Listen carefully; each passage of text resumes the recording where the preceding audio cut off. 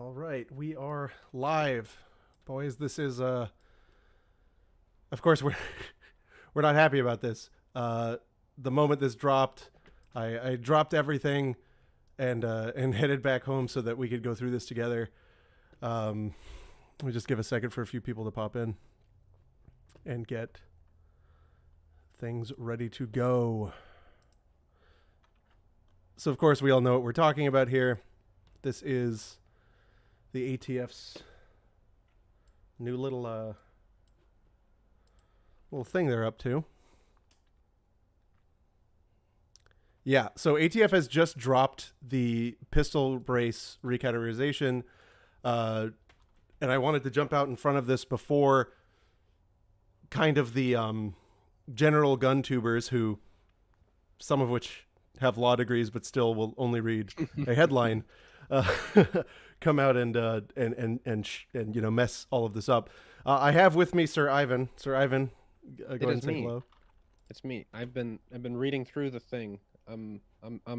If he's a fake internet lawyer, then I'm a fake internet paralegal. Only he's a real lawyer, and I'm not a paralegal. Yeah, he's my real legal rat. So let me just get this set up here, boys, so we can. Yeah, that's fantastic. I'm really good at computer. I'm so good certified computer. You know, don't they? Oh, they almost saw my my auction my auction history. So, here, guys, is that a little too dark? I have this on an HDR monitor, so it's acting weird. If it's too dark, I can move it. Yeah, turn it up just a little bit. Okay, I'll have to disable HDR. This guy does fancy stuff. Yeah. I don't actually know how to do that. Is the thing. So let me move this to the other monitor. Sorry, boys. We did this as fast as possible. Window capture. Edit.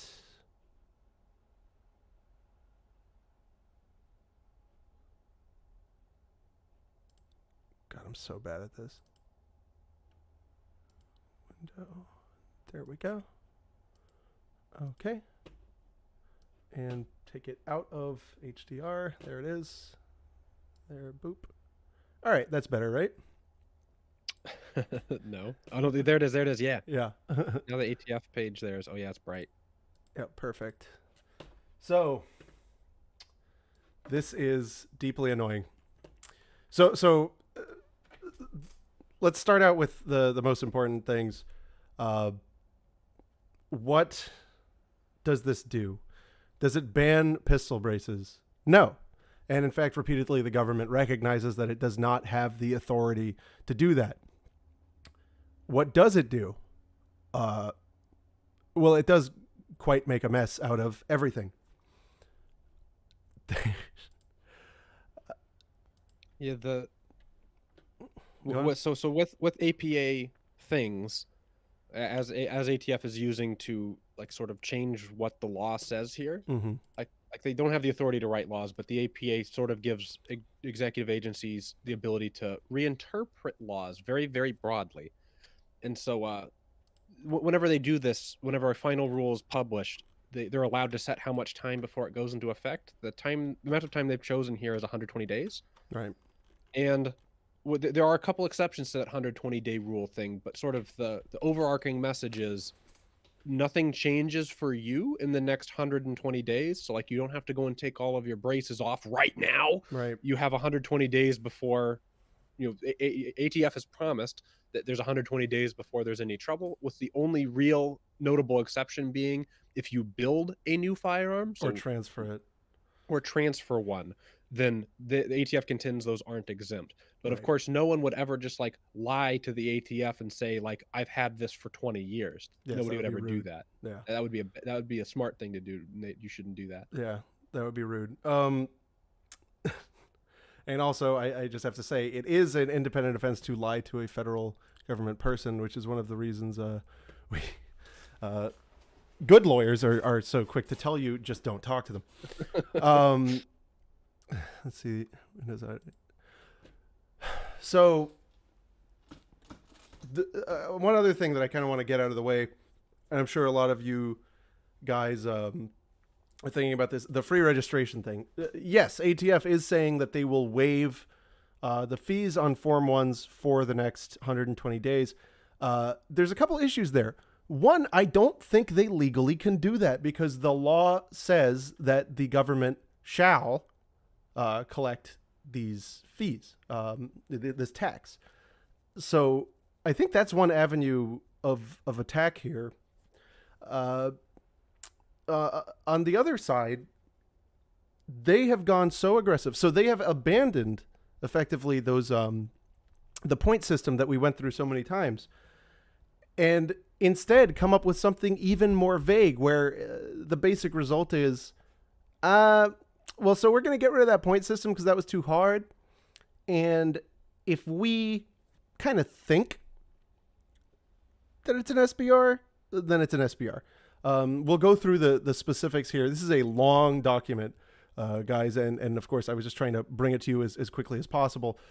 But it is due a more substantial reading, which we'll go through here today. We'll make sure that we all understand this the best that we can today. And what else? The big thing is that pretty much all firearms that you would anticipate to be useful with a brace are listed in an addendum here, of specifically identified as being SBRs. And that's hugely problematic. I think if you just look at the firearms in the addendum, we are talking about millions of firearms. Multiple millions of firearms. And this is a hyper aggressive tactic that the Bureau is pursuing here. And I do think that will cause problems for it, especially post Bruin, and especially in the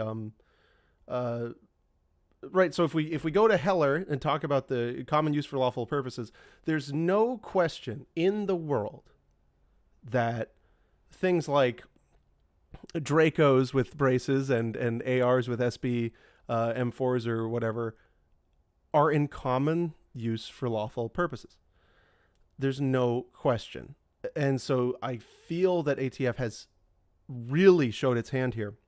I will just tell you guys, while I was on my way here, I talked with my law partner who I've worked with on other cases that you guys are aware of, and we are exploring filing on this very soon.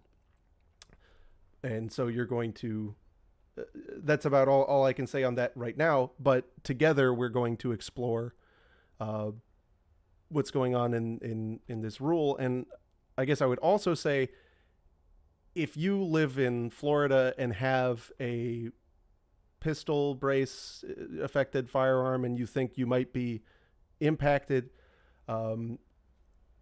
maybe DM Fuddbusters on Twitter. So let's take a look here. Ivan, you've been reading. So Ivan is here with me. You guys can hear Ivan, right? Ivan, speak up. Hi, it is me. Can you hear me? Chat, you guys can hear him?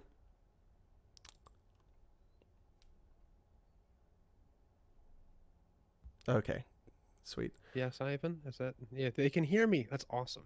Sweet. So Ivan has been reading this to me as I was like racing back home because the internet at the shop was not that great. So, Ivan, what are the big sections here that we should start with? So I almost think we should start with the addendums, because that level sets for you real easy. Like there was like people doing the games on the Reddits and stuff where like they'd take their gun through the point checklist, and like most people were like, wow, it's impossible to have it's impossible to have a pistol brace on a gun at all under this checklist. And I think this addendum they've done is even worse than that. It is certainly even worse than that. Whereas previously, so my kind of gamer strategy with this had been in the past that the SB M series of braces would escape. That's what I had thought. Now it seems not so clear. In fact, now it seems that even those SBM braces, those classic braces, right, which were the quintessential disability. It's like later in the big document they get to like this was the original pistol brace and have pictures of the original SBM. Right. And still are alluding that it's probably not okay when like if you put it on any gun, it's a stock. Right. So yeah, that's a big thing. So let's just go through the summary. Let me read the summary for the chat. We got a lot of viewers, so clearly this is something people want to hear. I'm just going to read the summary here. The Department of Justice is amending the regulations of the Bureau of Alcohol, Tobacco, Firearms, and Explosives to clarify when a rifle is designed, made, and intended to be fired from the shoulder, specifically under the Gun Control Act of 1968 and the National Firearms Act of 34. The definition of rifle shall include a weapon that is equipped with an accessory, component, or other rearward attachment, e.g. a cloth stabilizing brace, that provides surface area that allows the weapon to be fired from the shoulder, provided other factors as described in this preamble and in the amended regulations indicate that the weapon is designed, made, and intended to be fired from the shoulder. So, one problem already. Huge issue. You guys remember we had a notice and comment opportunity with the previous reg and the point system. If they substantially change the reg, we are supposed to be given notice and comment again. So I see an APA violation already. They like massively overhauled it. This is not even it is not identifiable. People are asking for the spinning rat. Is there a way I can like just put the rat in the bottom left corner? Let me see if I can get you the source video of my rat. Yeah. I think I can just image. Here, hold on. Yeah, you should be able to there in OBS. Yeah, I'll just. This is more important right now. Yeah, we need the rat. Everyone's saying we need the rat, so that's fine. I'll get you the rat. I'll DM you my my source video. Wait, the video? Yeah, the video of the rat there on okay. I sent it to you. Okay. Yeah, boys, we're taking care of you. Oh, Don't Be Daylight, thank you. And thank you, Night Trace, and thank you, Riptide, for your generous donations. We super appreciate.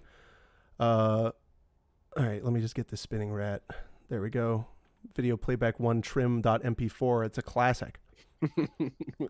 Certified classic, absolutely. So I will open this up in VLC, which is big. It would be easier to watch with a spinning rat.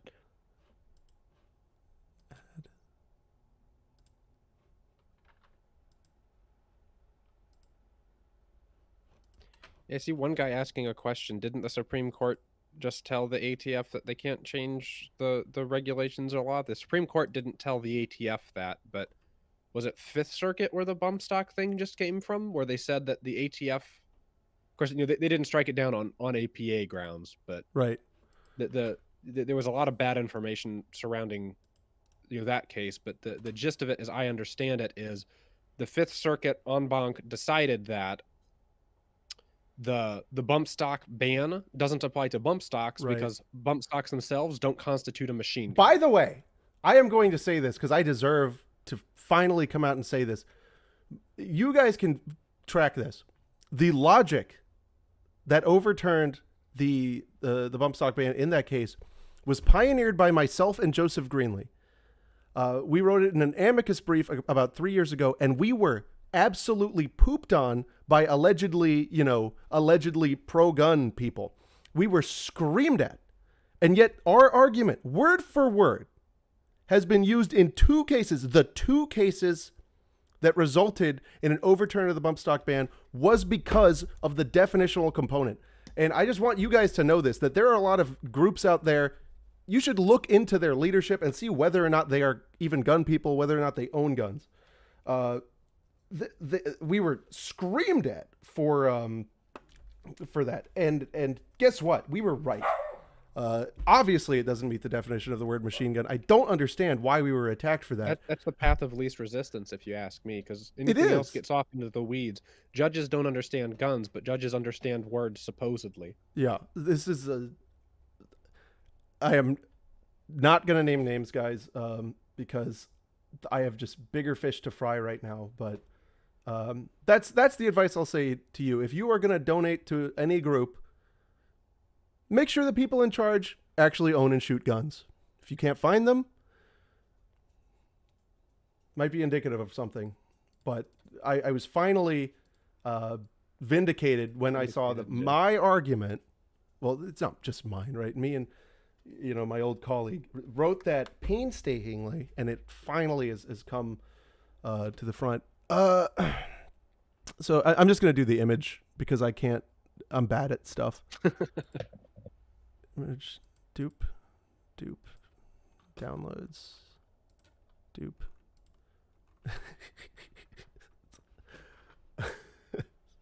Yeah, let's do this one for now. That's you. Is that you? Let's see. Oh my God, it's me. It's my hero. Yeah. The hero of the Hyatt hotel chain. Oh. Downloads. Oh, damn it. Why is it? I hate everything, man. You try to just download a ping off the internet. Oh, this is great. I hope it's actually transparent. All right, I've got it. Boop, boop, boop. Yes! Oh, yes. Look at that. It's even over the text. Oh, perfect. That's big. That's big. This will work.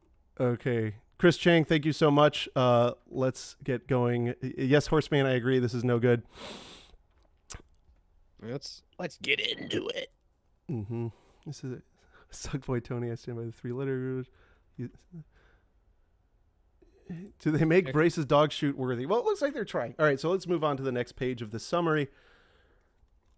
Compliance date. Any weapons with stabilizing braces, cloth, or similar attachments that constitute rifles under the NFA must be registered no later than insert date 120 days after date of publication in the Federal Register. So mind Which you, is, the 100... Which is today. Wait, is it published? There has to be a so. signing. Okay. So yeah, so we might have a little bit more than 120. Yeah, right. Because this read final rule is an ATF.gov link. Not the register itself. You're right. Oh, this chat glows. So, whatever, dude. For further information, contact Denise Brown. All right, that's fine. And then here we have the table of contents. So summary of the regulatory action. I think we should read yeah, we're definitely going to want to go through this. The summary is actually, I mean, not the content, the gist of the summary itself is a good summary of how bad this actually right is.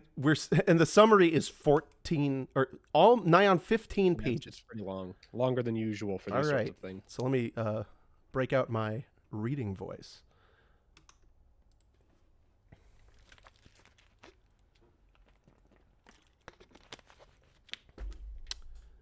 A summary of regulatory action. This executive summary provides an overview of the relevant statutory definitions, a brief overview regarding the regulatory background prompting the issuance of a rule, a description of the earlier published notice of proposed rulemaking, a description of this final rule after consideration of the comments received on the notice of proposed rulemaking, and an overview of options for persons affected by the rule. Nothing in this rule bans stabilizing braces or the use of stabilizing braces on pistols. However, firearms with attached brace device may be subject to statutory and regulatory requirements depending on the firearm's objective design features and other factors as discussed in this rule. Furthermore, this rule does not impose any new legal obligation on owners of stabilizing braces at all, as any obligations for those owners result only from the NFA and the GCA. Instead, this rule merely conveys more clearly to the public the objective design features and other factors that indicate a weapon is in fact a firearm or short-barreled rifle under the relevant statutes. Bullshit. Which is also a thing they're not allowed to do. They're not allowed to just issue advice. We're not writing a law, but we say this is what the law is, and you guys should follow it because this is what the law means now. Right, yeah. Wildly problematic. And also here, there's so much wiglation, but I do want you guys to notice, right? Because you are going to hear this a lot. You are going to hear people claiming that this is a ban on braces. It is not. It is not. And be careful, because we do not want the zeitgeist to reflect that ATF has the authority to regulate anything but firearm in this context. Like simple possession of braces is totally fine. If Totally you have fine. a brace, totally okay. And they're specifically, they're alleging on dubious authority that when a pistol brace is attached to the firearm, it's the gun itself, Right. the component unit of brace plus firearm, Right. that would be something they object to, subject to the NFA. Right. And a lot of people are going to bring up and this is one thing I really don't like in the pistol brace world. A lot of people bring up ADA, and that isn't the way to attack this. No, that's a horrible angle to go after. Terrible angle. But, and again, I'll stress for those of you guys who are new in the chat, I just got confirmation that Zerme law is down to, well, I guess it's Zerme LaRosiere now, but we're down to pull on this. So be looking for updates on that. Unless some other group is doing a good enough job, then maybe we'll join with them. But there needs to be lawsuits in basically every circuit. This needs to be fought very, very broadly. So moving on. One more point on that note, like the framer receiver definition thing. There was lawsuits in pretty much every circuit, and all but one failed, which Right. should probably highlight the because I see some people be like, well, why are there all these lawsuits? You guys should be fighting together. No, not if you're fighting the federal government. You should be in as many circuits as you can, because you only need one to really throw a wrench into the works. Right. And just so you guys know, you're not getting this is not a outline of any suit I'm planning to brief. You are basically just with me as we explore this rulemaking, which there's nothing wrong with that. God, this chat is on, man. Jeez. So, what's going on? Louis, don't ask me about 3-letter gun rights groups. There's a reason Anyway, there's some that are great. And in fact, the state groups, are what I'm really falling in love with in the Second Amendment space. I have felt so good working with state volunteer organizations, and will really highlight Maryland Shall Issue is probably one of the best Second Amendment groups ever. And, I recommend donating to them because their integrity is outrageous, and their legal work is second to none. I'll be doing a video on something that they put out. And if you're like, oh, well, I'm not in Maryland, things that happen Maryland is a fascinating jurisdiction. Things that happen in Maryland are and have been incredible precedent for stuff that happens outside of Maryland, and especially with what's going on there now. Because they got assault weapons ban, and I think mag ban too. They're fighting, right? Well, and immediately they're so it was so fascinating because they had a governor that was quasi-friendly, right? They were the first jurisdiction after Bruin to just roll over and go, "You got me, you got me." And then all of the counties started bringing their own laws, right? Saying, "Oh, well, you can't carry within 100 meters of anyone named Michael," right?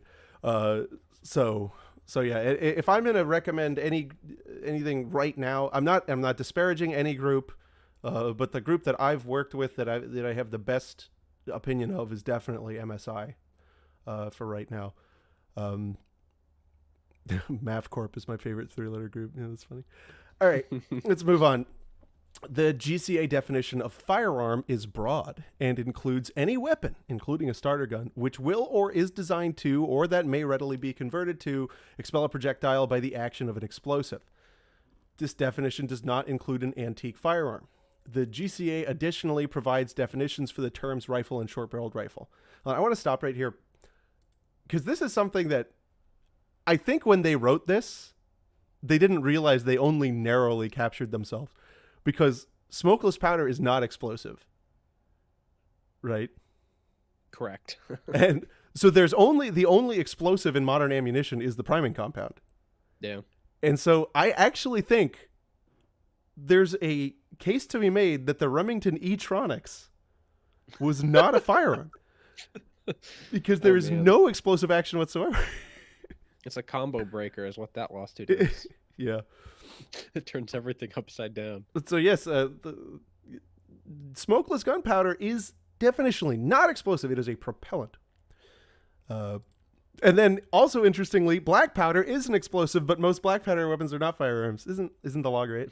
What a lovely world. Yeah. So the GCA additionally provides definitions for the terms rifle and short-barreled rifle. A rifle is defined as a weapon designed or redesigned, made or remade, and intended to be fired from the shoulder, and designed or redesigned and made or remade to use the energy of an explosive to fire only a single projectile through a rifled bore for each single pull of the trigger. A short-barreled rifle is defined as a rifle having one or more barrels less than 16 inches in length, and a weapon made from a rifle, whether by alteration, modification, or otherwise, if such weapon as modified has an overall length of 26 inches, less than 26 inches. The GCA imposes specific controls on the interstate transport of short-barreled rifles and requires federal firearms licensees to receive approval from the Attorney General prior to the sale of a short-barreled rifle. The GCA also defines the term handgun as a firearm which has a short stock and is designed to be held and fired by the use of a single hand, and any combination of parts from which a firearm described in subparagraph A can be assembled. A pistol, which is a type of handgun, is defined under the applicable regulations as a weapon originally designed, made, and intended to fire a projectile from one or more barrels when held in one hand and having a chamber as an integral part or permanently aligned with the bore, and a short stock designed to be gripped by only one hand at an angle to and extending below the line of the bores. The NFA defined the terms firearm differently and more narrowly than does the Gun Control Act. Under the NFA, the term firearm includes a rifle having a barrel or barrels of less than 16 inches of length, and a weapon made from a rifle if such weapon as modified has an overall length of less than 26 inches, or a barrel or barrels of less than 16 inches in length, as that term is defined under the GCA. The NFA defines the term rifle as a weapon designed or redesigned, made or remade, and intended to be fired for... We don't need this. The section of the NFA's definition of firearm that includes a rifle with a barrel or barrels less than 16 inches in length and a weapon made for a rifle is nearly identical to the GCA's definition of short-barrel rifles. That is true, and it is because the NFA was an attempt to ban handguns.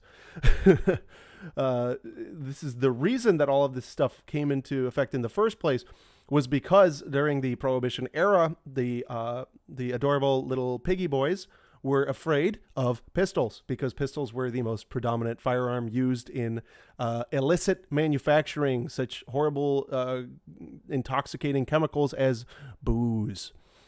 So booze runners would carry handguns. And of course, there's people mention the St. Valentine's Day Massacre. That is actually truly not a major catalyst in why the law was written the way it was. The primary focus was and always had been to target handguns. And then the reason we're dealing with all this now is because at some point the question was asked, well, sure, if we regulate all these handguns, what's to stop somebody from buying a rifle and just cutting it down? And then the Attorney General goes, Mr. Cummings at the time goes, I got you. Puts in this whole thing to stop an end run around the pistol regulations. Then the NRA, which is a very different organization at the time, communicates that it would drop its opposition if they removed the pistol component. So they removed the pistol registration component and left everything that was designed as an end run around the pistol registration component. Literally. Fast forward to today, and Supreme Court precedent says that you can have pistols unquestionably. You can have, yeah, that pistols are the quintessentially protected firearm. And yet the ATF is doing the big old dod diddle right now, trying to regulate what it considered to be a less effective facsimile of a pistol. Right? It's That's a ball what of spiders. people are going to jail for this. Remember that, boys. Like, that's the world we live in. This is real. Wait, hold on. I need my lawyer tool.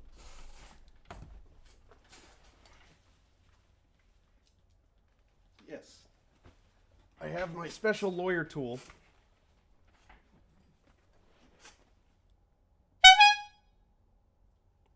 That's the world we're living in.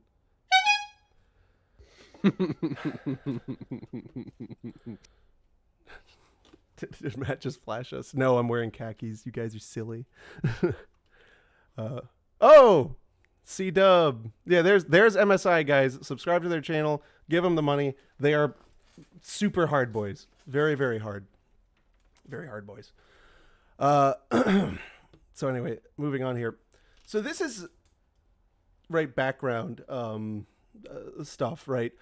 And in this, we're going to start to see ATF outlining its purported defense, right? That's what we're going to be seeing here. It's going to preempt the challenges that it thinks are going to be more Likely to succeed. Right? And that'll be interesting here. Why is it doing that? You guys can see us all right. We're in reasonable definition, right? YouTube's giving me a weird message. Okay. So that's what we're trying to glean out of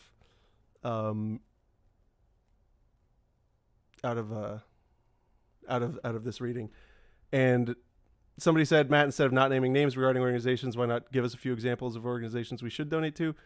I'm exploring that right now. I'm really focusing in on the orgs that I've seen do exceptional work. So I don't want to say any. Here's the thing.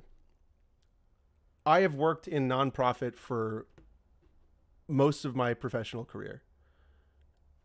I have seen the way donor money is used in organizations. And here was and look, I'm weird in the nonprofit space. My perspective was that no matter what the expense was that was happening, I should be able to go to the blue collar guy who donates $25 a month or whatever and explain to him with a straight face how we spent that money. So I've worked with multiple organizations, not necessarily four, right? But I've been involved with different organizations to where I did not feel I could have that conversation with a donor. Does that make sense to you guys?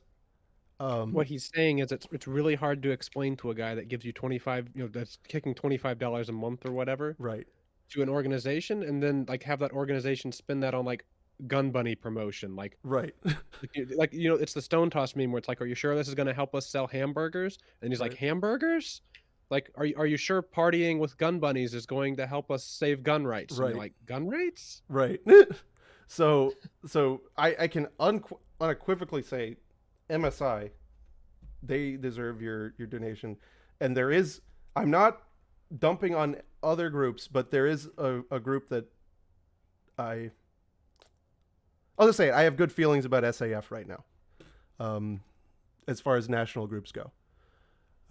So anyway, let's keep moving on.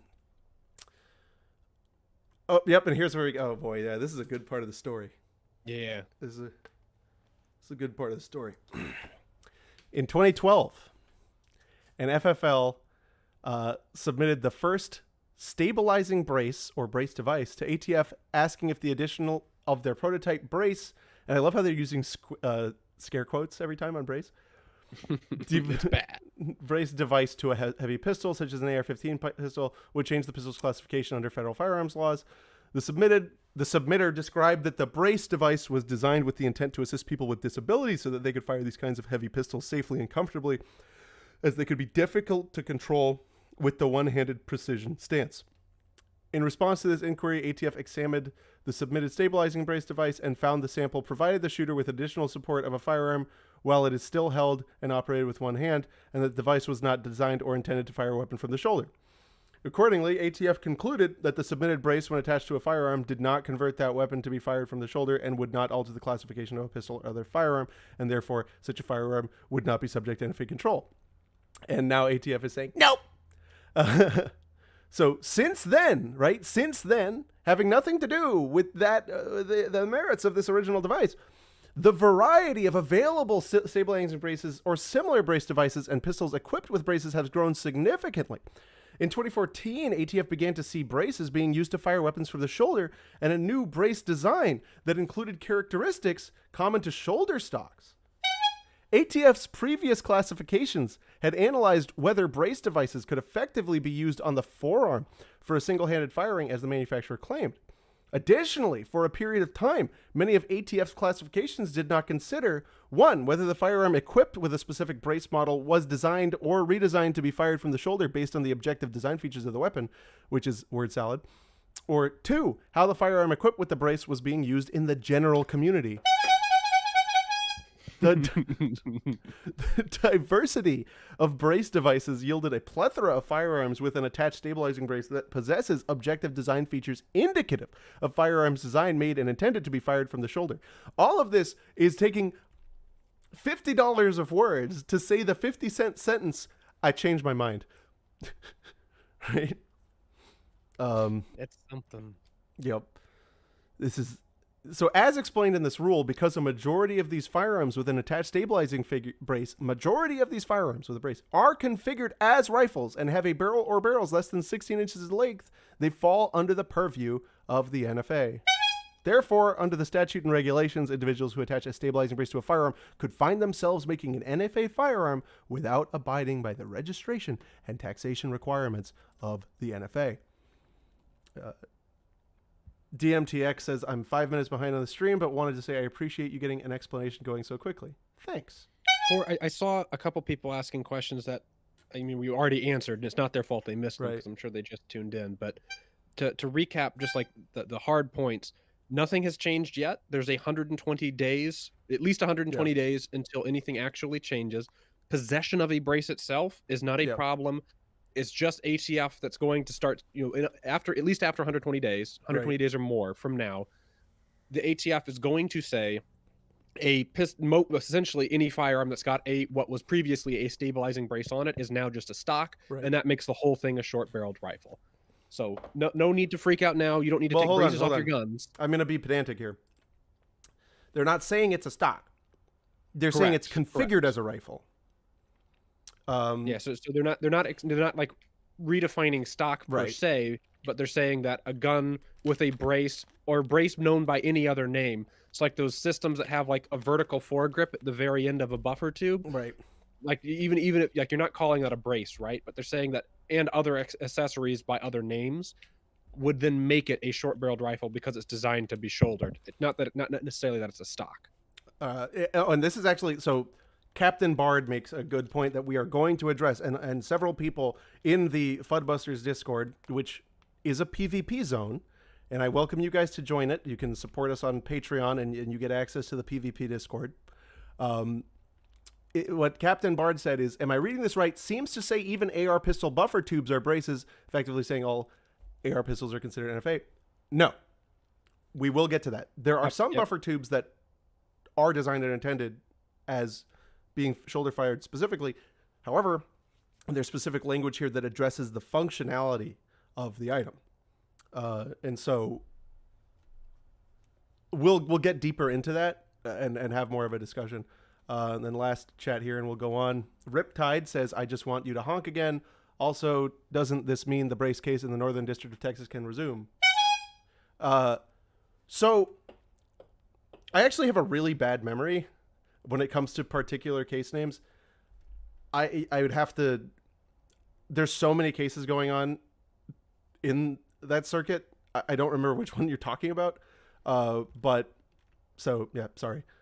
One fear that I have is that, some of these cases they were already trying to start to litigating before they put them on hold, awaiting the rule.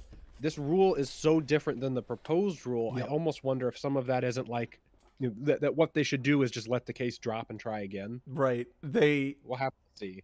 Yeah, and it's complicated, right? Because what claims are you going to be bringing? Are you going to be bringing an APA challenge, right? In which case, you got a whole brand new cause of action here with this new rule. Are you going to attack facially, right? Like, is it going to be a constitutional challenge? There's a lot of lizard calculus that has to go into how you're bringing this lawsuit, and that's why many different lawsuits need to be brought to get this figured out. Yeah. But just remember, with the nationwide injunction standard, only one has to work. Yep. So and to reiterate, because I see this a lot, like people complain about like, well, why doesn't all of the gun rights groups just do one super big mega lawsuit and represent everyone in the whole country? Because if that gets shut down, your eggs have all been in one basket. And the way the federal courts work out is you just need one district to say, we're going to have to put this on hold while we think about it more. Right. And then everywhere it's shut down. And that's also why plaintiffs and who your plaintiff is especially. So again, I've worked in civil rights my entire legal career. Not my entire career. A lot of my career was spent working on Chevy engines. But I've worked in civil rights, and there's what we call the gun rule. And this is why you have to be very careful with who your plaintiffs are in your action. The federal courts will endeavor desperately to knock out a good gun case on other grounds like Article 3, standing, standing, which I do not believe in standing. I think that was a mistake in the Constitution. I think I think general taxpayer standing should exist. Yes. So that is a thing. Jim Satala asked, why don't you do a give, send, go to raise money for facially challenge the NFAGCA and Hughes Amendment? Well, if we are working on a case, like the firm that I'm involved with is working on a case and it needs public support, that's one thing. I don't believe in just war chesting for no reason, right? Because I'm not currently affiliated with any group. So I don't want to have a war chest. I don't want to.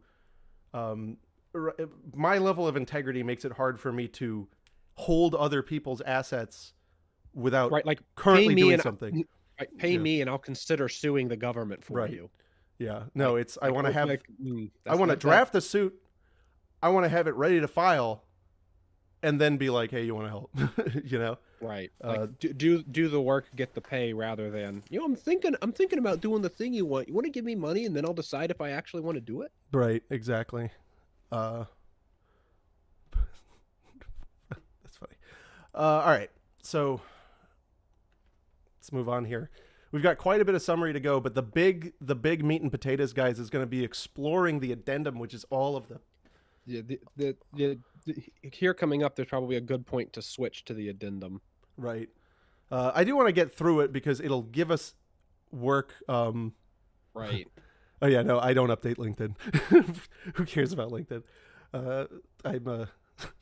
I guess I'm late enough of a millennial to not care about LinkedIn. So furthermore, ATF has made clear to makers and manufacturers that despite their purported intent with respect to the use or design of an accessory, the requirements of the NFA cannot be circumvented by attempting to configure a firearm with a purported stabilizing brace when the affixed device and configuration of the firearm includes features inherent in shoulder-fired weapons. So what they're doing here, and remember, they got rid of the whole worksheet that we analyzed so hard, and right at the forefront, they're putting their catch-all, which is, yeah, we don't want to be limited to anything, right? It's somehow worked. Like the worksheet was bad, right? Because there's no way you could have a gun with a brace on it. But this almost ends up being worse because it's like instead of having like with the worksheet, you could game it. Like you could totally design a gun and brace combo that would work just like the olden days, but would comply with this checklist. But now they've made it so like there is no checklist. It's literally just up to our subjective interpretation, and you'll always lose. Right. So, well, this is the next thing where it gets even weirder. For these reasons, it is necessary for the department to amend the regulatory definition of rifle.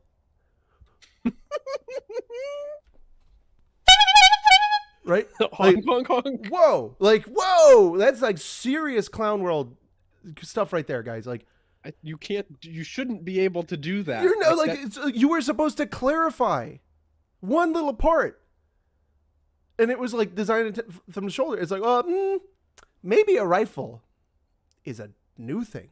I know it's specifically defined in the law, right? I know there's a definition there in the law, right? Which is the kind of the specific instance where we're not supposed to touch it. But, you know, I just think a rifle is a little different, you know?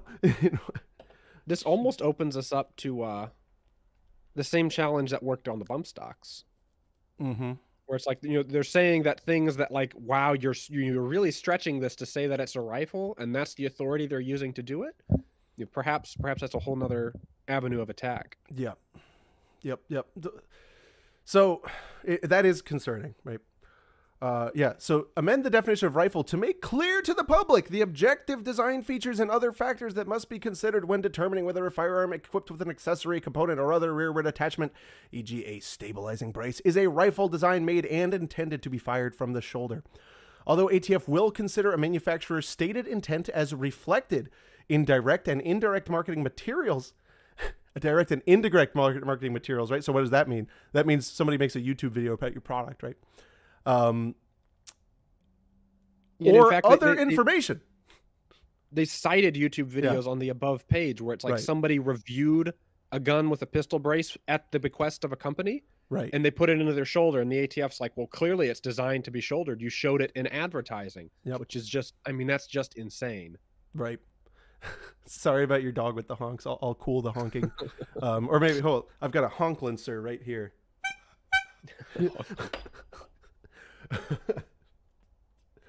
Anyway, I wanted to actually pick up one of my cans, but then I was like, oh no, then I'd technically be holding a firearm. Oh no. Yeah. So yeah, this is wild. Although ATF will consider a manufacturer's stated intent as reflected in directly, right, blah, blah, blah. The objective design features of the weapon may support or undermine that stated intent, and the stated intent will not necessarily be dispositive. Why even talk about it? So you're saying, okay, the manufacturer says what it is. We'll look at it. We might like it. We might not. It's like, why even pretend? Right? If the takes are waived, can we register our printed firearms? From Sean Harnigan.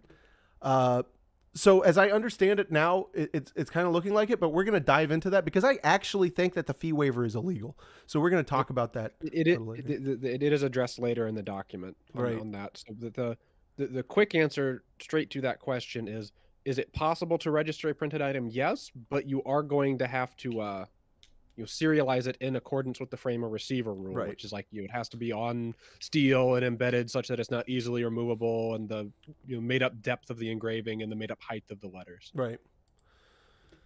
So, yeah, on June 10th, 2021, it's been a while now, right?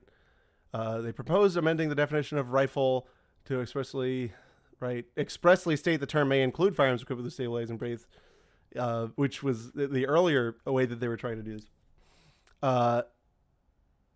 Even though such firearms were already implicitly included in the definition by virtue of the fact that they were designed, made, and intended to be fired from the shoulder. So it sounds like you can't do that.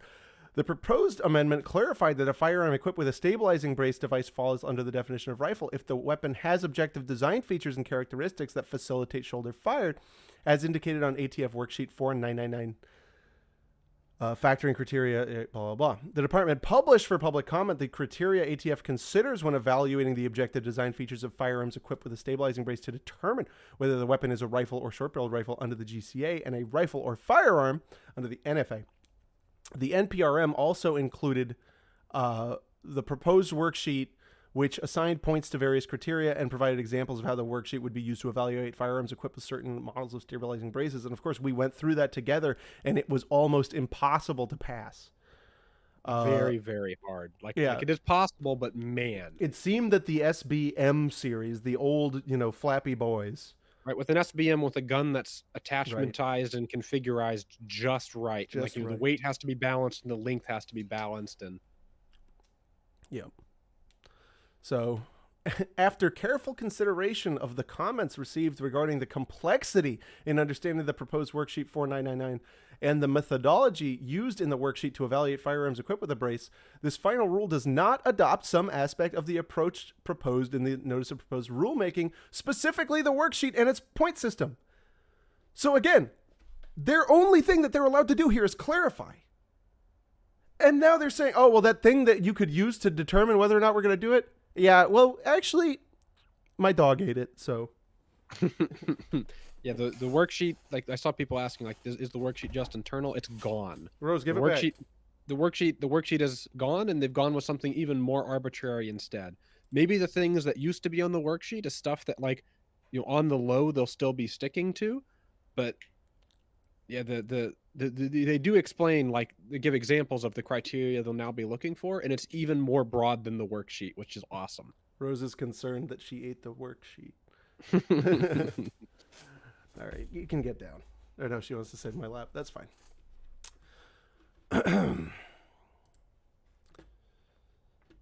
The department believes that a weapon that is equipped with an accessory component or other rearward attachment. So what they're doing here is they're specifically contemplating that. It's pretty clear to me they're specifically contemplating that rear monopod thingus, which was really cool. Right.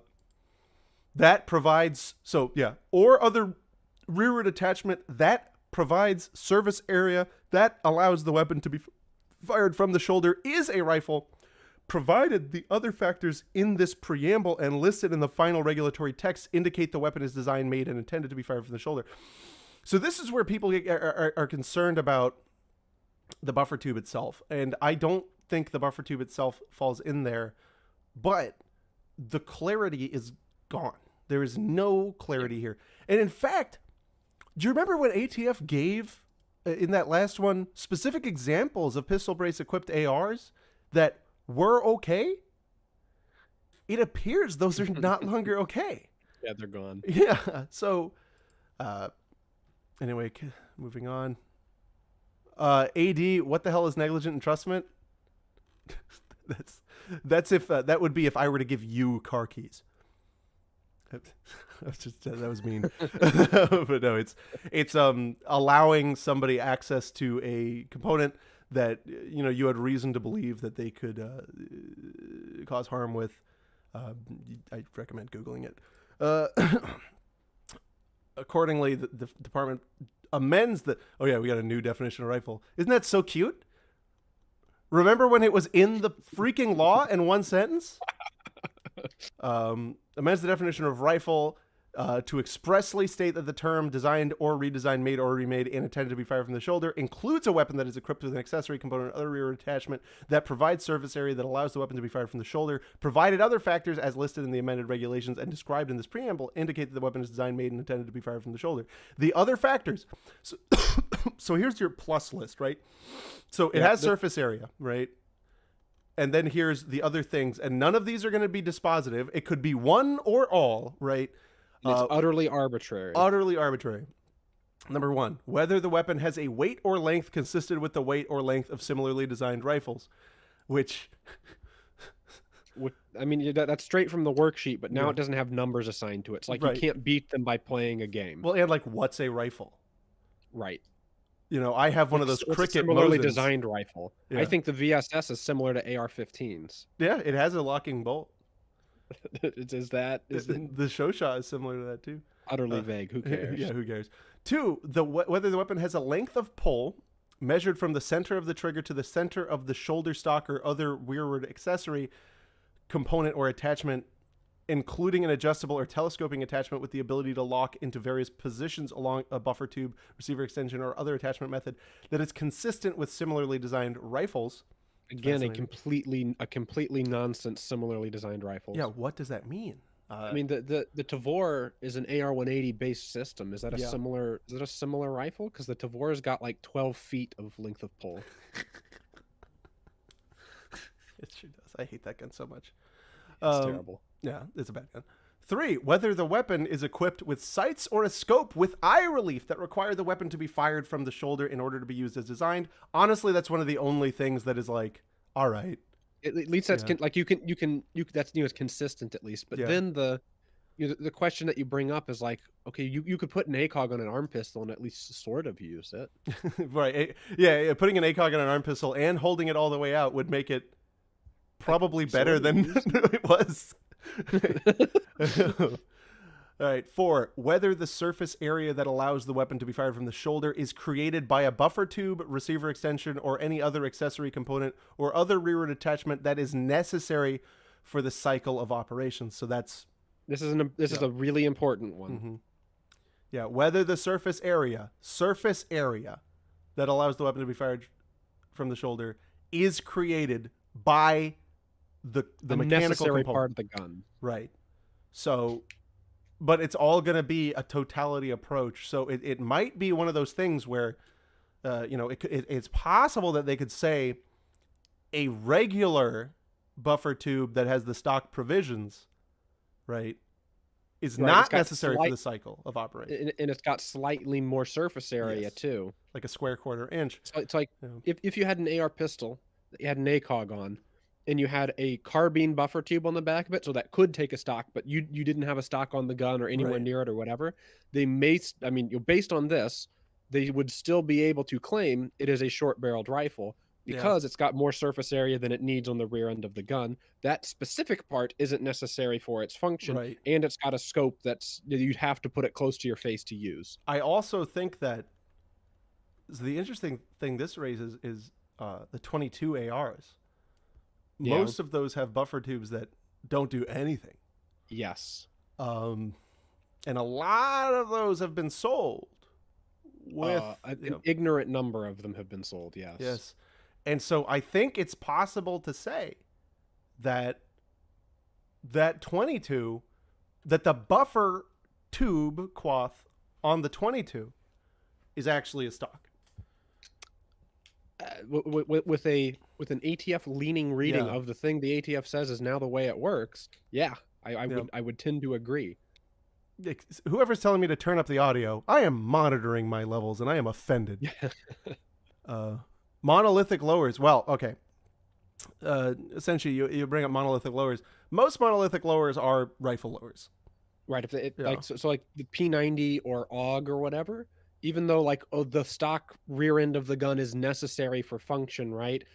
It's still a stock. It's got the surface area at the rear end, and it's got objective design features or whatever. Right, and people have also brought up this thing. Like Sean just said, if I put a taser or nail on the buffer tube, so it can't be shouldered without electronic shock or stabbing, would that be an SBR? So I've seen people pulling this, and I have advised them to knock it off, because the totality, right, is what's going to come into play. I think if it was already a stock, you can't cure it by shoving a nail in it. But that's just my opinion, man.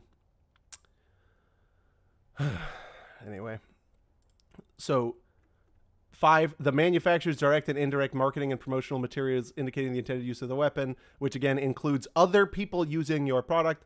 And finally, information demonstrating the likely use of the weapon in the general community, which literally means anyone could be like, yeah, I like to put that one on my shoulder. It feels good. Right. Like, that's almost like, gameable. Because I know in the past I've said, because it's true, the stock on the VZ61 is worse than most braces for if it were to touch your shoulder, because it's just fucking awful. Right. And so, like now that comment, the ATF could say, well, you said that on Reddit, and now that's clear proof that actually it's true, which is just weird. And I don't know that there's much legal precedent for that, but it would be like the DEA saying they can regulate a new drug because somebody's like, oh, this makes me feel good, like cocaine. Yeah. It feels almost as good as drug. I don't know that you have that power, but this feels like a Schedule 1, baby. Right. like just because somebody says that doesn't mean it is, because people can say whatever they want, you'd think. Yeah. Oh, AG, thank you so much for the super chat. Not thank you for your wrong opinion.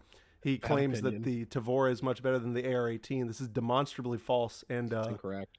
Yeah. And stupid. That's dumb. The AR-18 is one of the greatest designs, right? The implementation itself was not perfect, but I adore the AR-18. I disagree with Carl from In Range all the time, but he and I will forever agree on the fact that the Tavor is a terrible gun. Yeah, Tavor's a bad gun. They like, shoot 5 minute of angle with good ammo. It's incredible. Well, Anne, have you ever, even without a suppressor, it pisses gas into your eyes. Yeah, it's important. And a bullpup should not be able to do that. You'd think.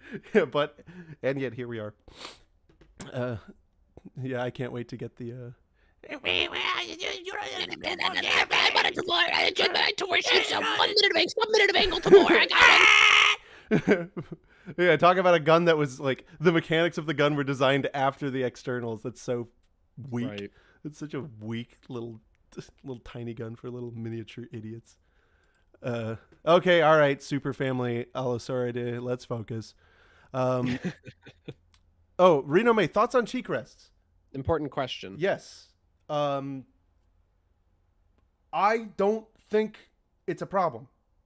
My reading would also tend to agree.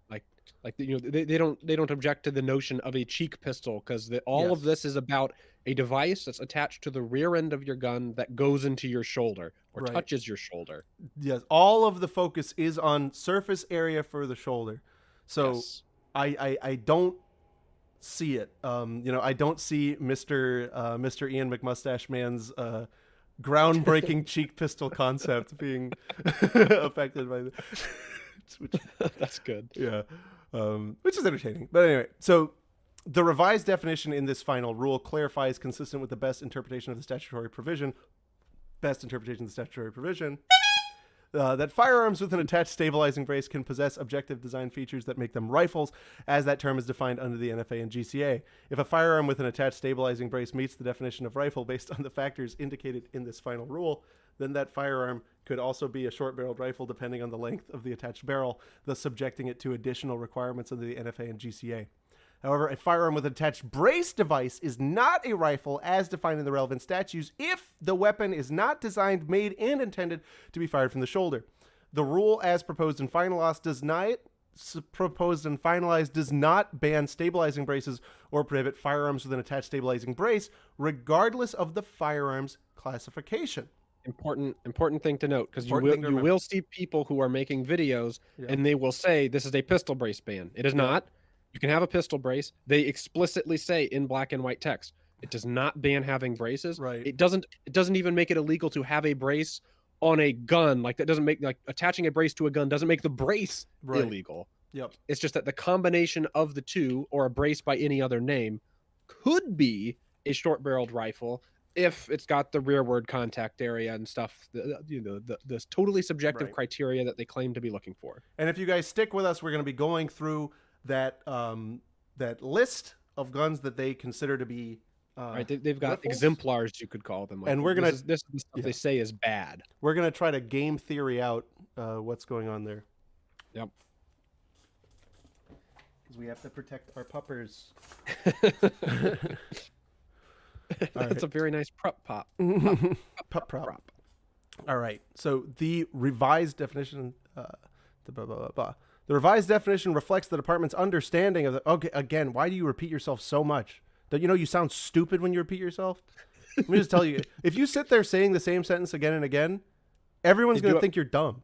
On my first read through, there was multiple times where it was like they've copy pasted sections and sentences. Like there's multiple times the same sentences in the same paragraph. Like, okay.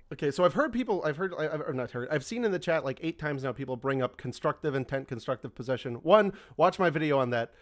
He's 2, got a perfect video on it. Please watch it. Right.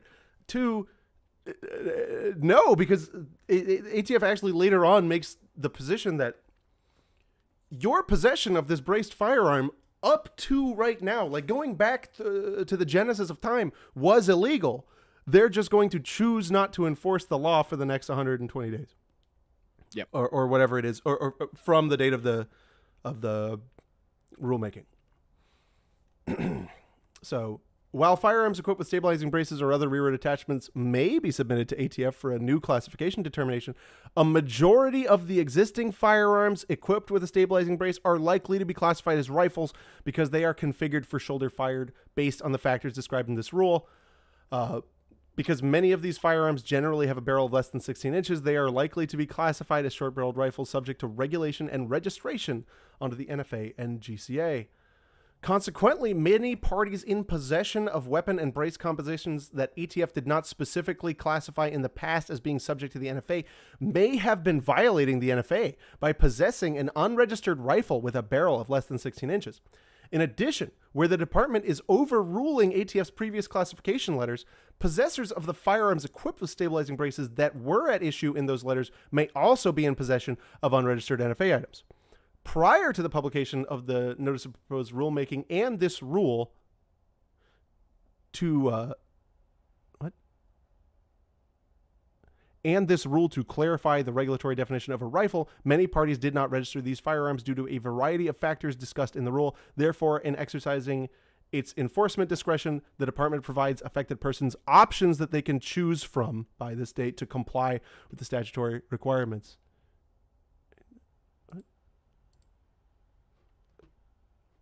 Okay. For example, possessors of such weapons, whether an unlicensed individual or an FFL, regardless of SOT status, may register the firearms to comply with the statutory requirements. As discussed in Section VB of this preamble, ATF strongly encourages affected parties to use the e-form system to submit an electronic version of the appropriate NFA forms. Any penalties for failure to take the necessary action for these existing firearms to comply with federal law would result only from conduct occurring after the time period to take action ends. So this is where they're starting to tell you, oh, it's okay, you can register. Right? Yeah. You can give us the money. But then, Yeah. in the twist. But then, yeah. Provided the registration form is properly submitted and documented within the defined time period, the department will consider individuals to be in compliance with the statutory requirements between the date on which a person's application is filed and the date a person receives ATF approval or disapproval of the application. Or disapproval. Whoops.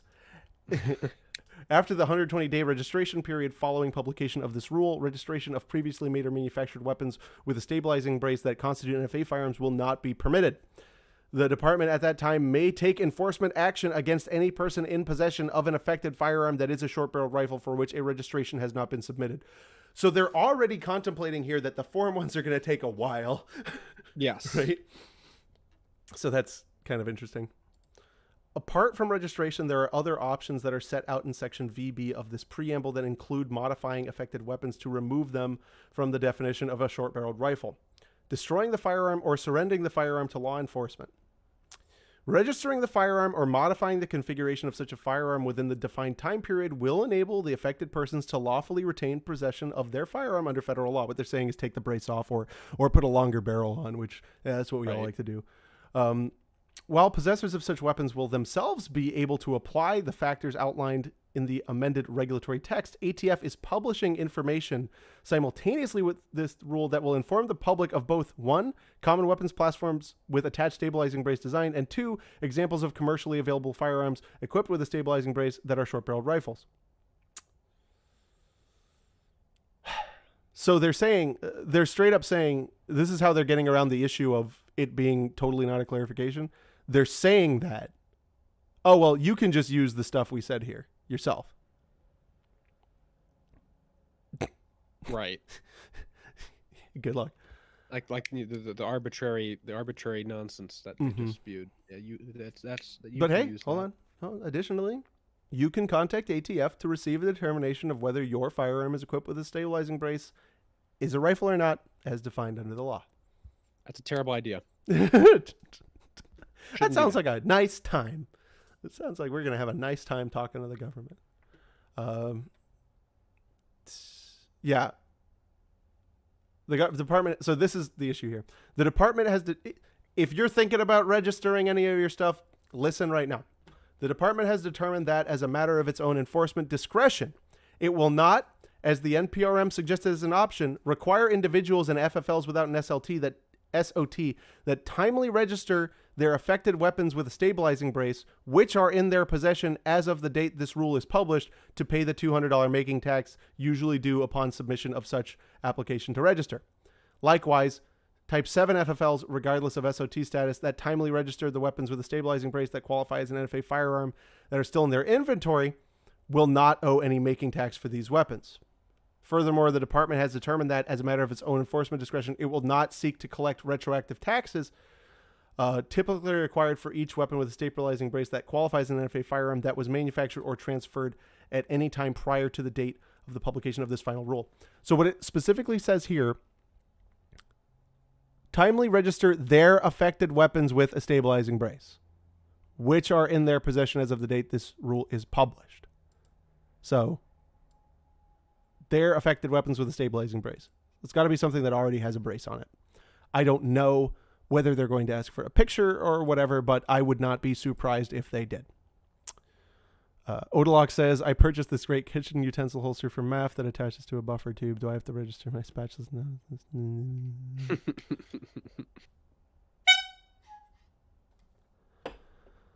Okay.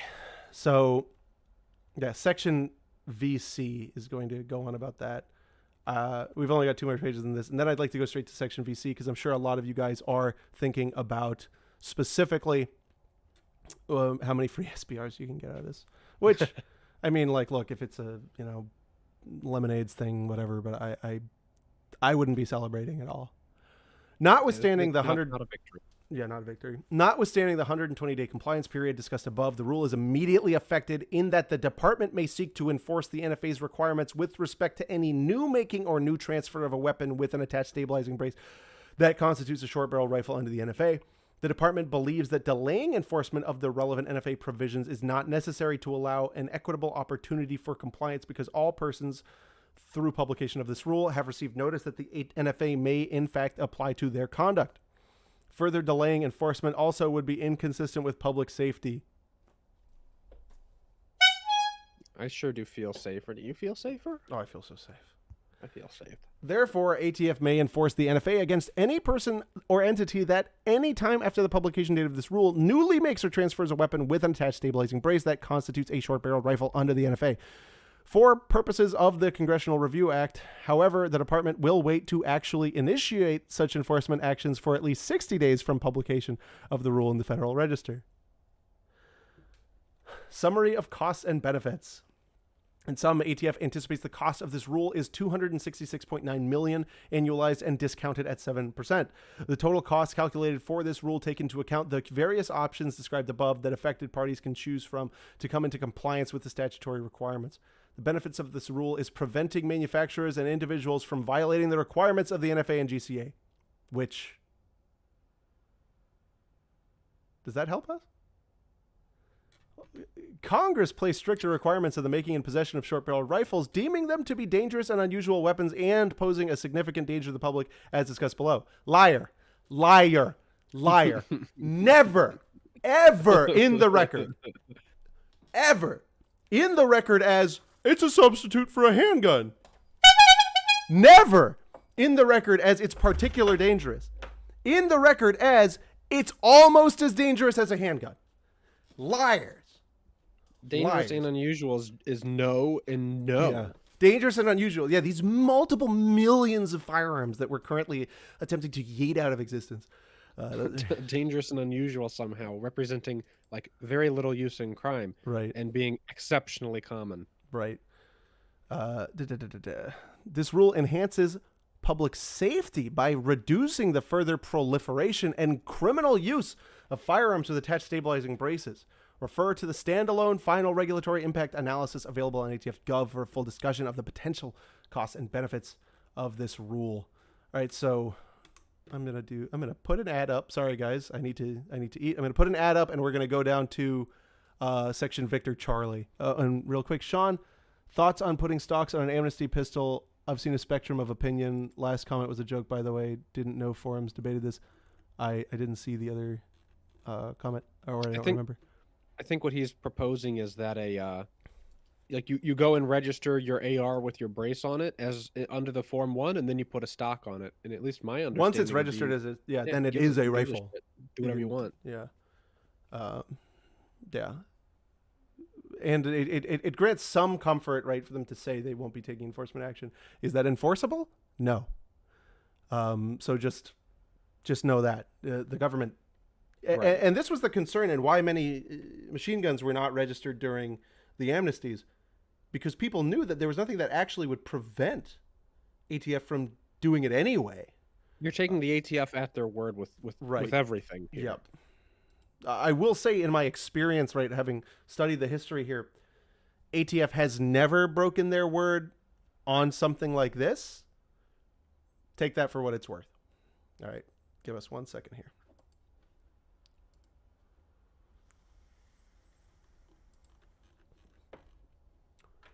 Let's go to table of contents.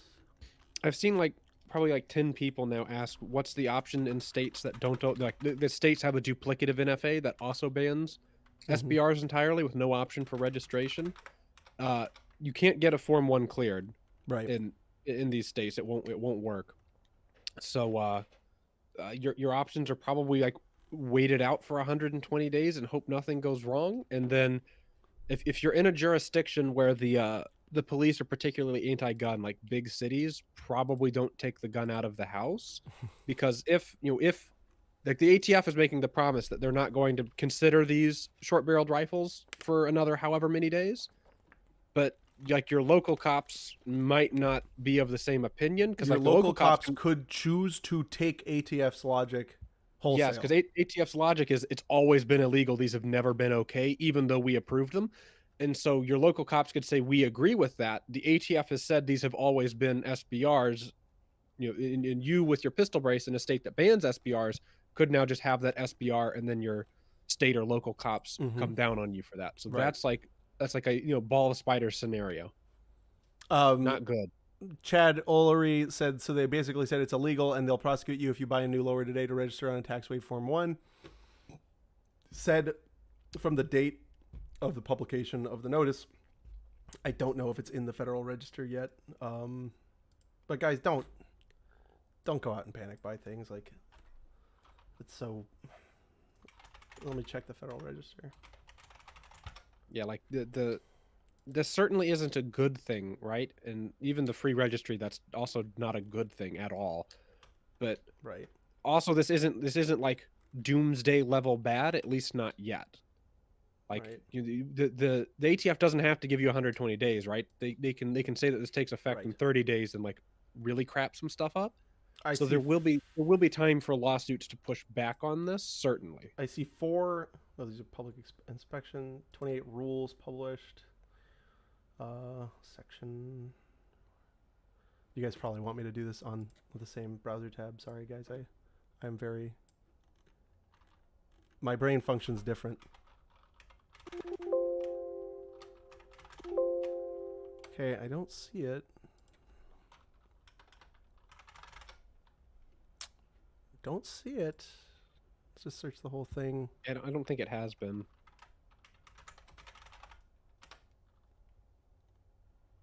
Factoring criteria. Yeah, last update is 2021.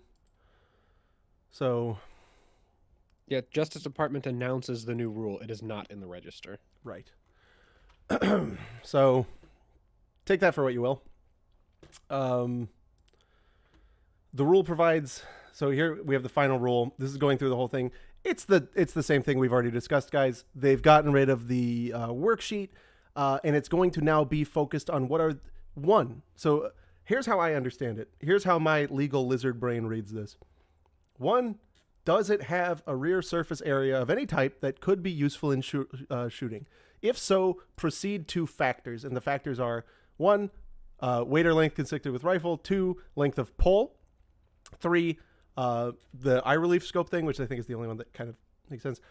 4, whether the surface area is created by something that is mechanically necessary. 5, the manufacturer's direct and indirect marketing and promotional materials on the indicating the intended use of the weapon. And 6, the way the community does or is likely to use the product. So, and then they give you your options, and your options are basically here. Assemble it into a compliant configuration, file a Form 1 on the, let's see if it goes into further detail here. Submit through the e-form system an application to make a registered firearm. This is Form 1. The possessor may adopt the markings of the firearm for purposes of the e-form 1 if the firearm is embarked. So if it's printed, if it's a PMF as they call it, then the individual must mark the firearm as required. Proof of submission should be maintained by all possessors. Must be registered. Right. So here in the actual rule, it doesn't say, it's kind of blank as to status of the firearm. To come into, I guess you could imply that it needs to have a brace, right, to come into compliance. Right. So we'll see that. That's current unlicensed professor. Yeah, of course. Turn the firearm into your local ATF office. Destroy the firearm. And this is for manufacturers. Manufacturers, of course, they're given similar options. Options for non-SOTs. Basically, they're telling non-SOTs to just form on them as if they were unlicensed, which is interesting. So let's go down to C, which is, God, I hate lizard speak. Discussion of tax forbearance. This is a big issue for me, guys. The law says that the government has to collect this tax. Because remember, this was only ever, the NFA was only ever upheld as a taxing statute. If it has no revenue generating purpose, it is not a constitutional exercise of the taxing clause. Right. If the government can take a law that says that it must collect a tax and not collect it, how is it a constitutional tax? There's Right, no revenue generating purpose. They couldn't make a tax that says that like everybody has to give us $200 to own a gun and then only make the people they don't like pay it. Right. And that comes from, fascinatingly, a lot of stuff that could be damaging to the National Firearms Act comes from the Obamacare case. Right. Yep. From, I think it was Sibelius. Again, I'm very bad with the case names. Like for some of the people that have come into the Discord who are junior wannabe lawyers and are always like, oh, are you aware of like Kentucky versus the Double Dog Douglas? And I'm like, no, dude. What case is that? I don't like I know what the black letter law is. I don't memorize every case name. So that's a huge issue. So let's read this here. The department is forbearing the following NFA taxes on persons in current possession of firearms equipped with the stabilizing brace as described below.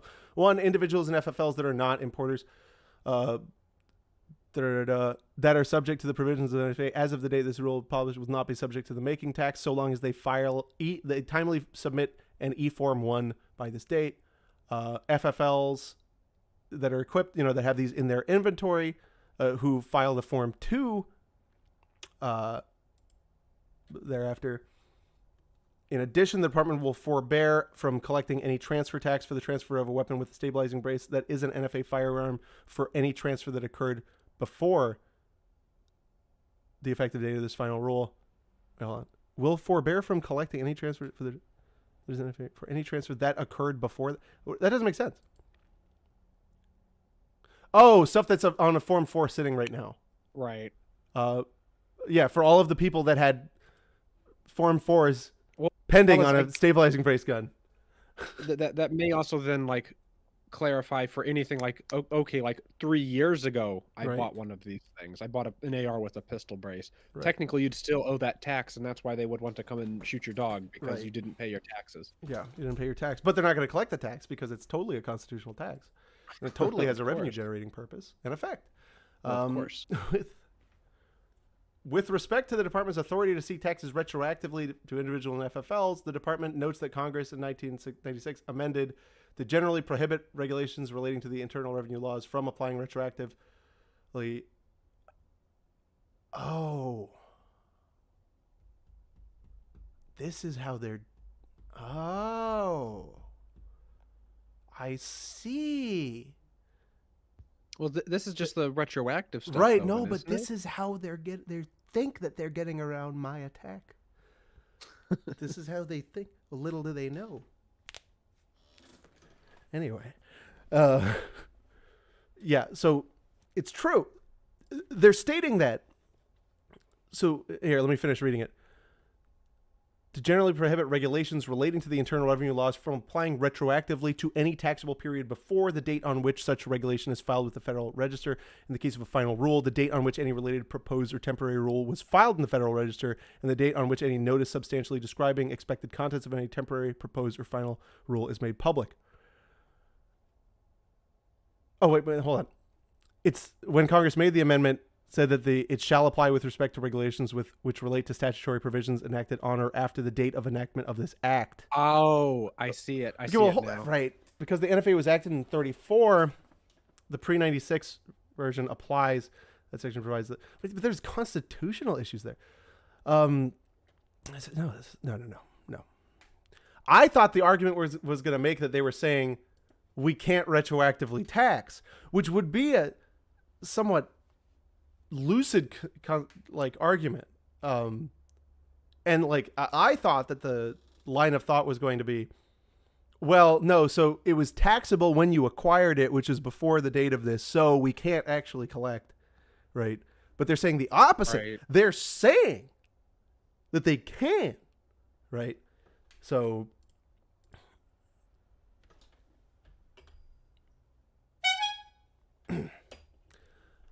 right. Executive order. All right. So this is all stuff I'm going to go through. This is, the cost analysis and all the stuff like that. So let's get ahead to the addendum, which had, where was that addendum again? A whole separate document. So if you go back to the page that you got Right. this one from, Yeah, I'm there. scroll down and then Oh, it's the related resources. further down. I think. Oh, Well, of course, new I Form can't 1 see all the guidance. way That's to the- interesting. Yeah, they're in the related resources. It's the commercially available Ah. one, but you have to click on rifles of that because like their link is broken. Okay, so here's two. And then Common weapon platforms with stabilizing-based designs that are short-barreled rifles I that think are start short. with the commercially available firearms one. But and they you have to both click- say are. They both say are short-barreled rifles. Right. So Which- these are the ones that are saying are bad. Like you can't have these. Wow. Oh yeah, this is just a guide to how to do a Form 1. Doop. All right. So real quick, let me read the super chats before we get into this. Manlet, what a name. Manlet, I demand you state your IQ and height for the chat immediately. My understanding is in the 1968 amnesty, the amnesty trumped state law. Even if a machine gun was illegal in, say, Rhode Island, which doesn't allow amnesty regardless of registration, you were still okay. Well, I can't do that. The state of the law was very different in 68. Like those states that at that time had NFA analogs usually said that they're not okay unless it's registered in compliance with the federal government.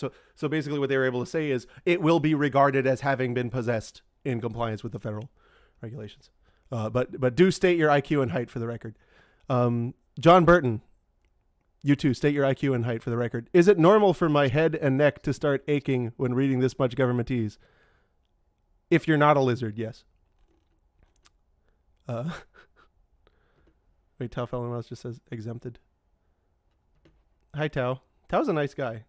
He puts things in shotguns. He's got a cool YouTube channel. Yeah, he's got a YouTube. He just finds the shotgun at the road.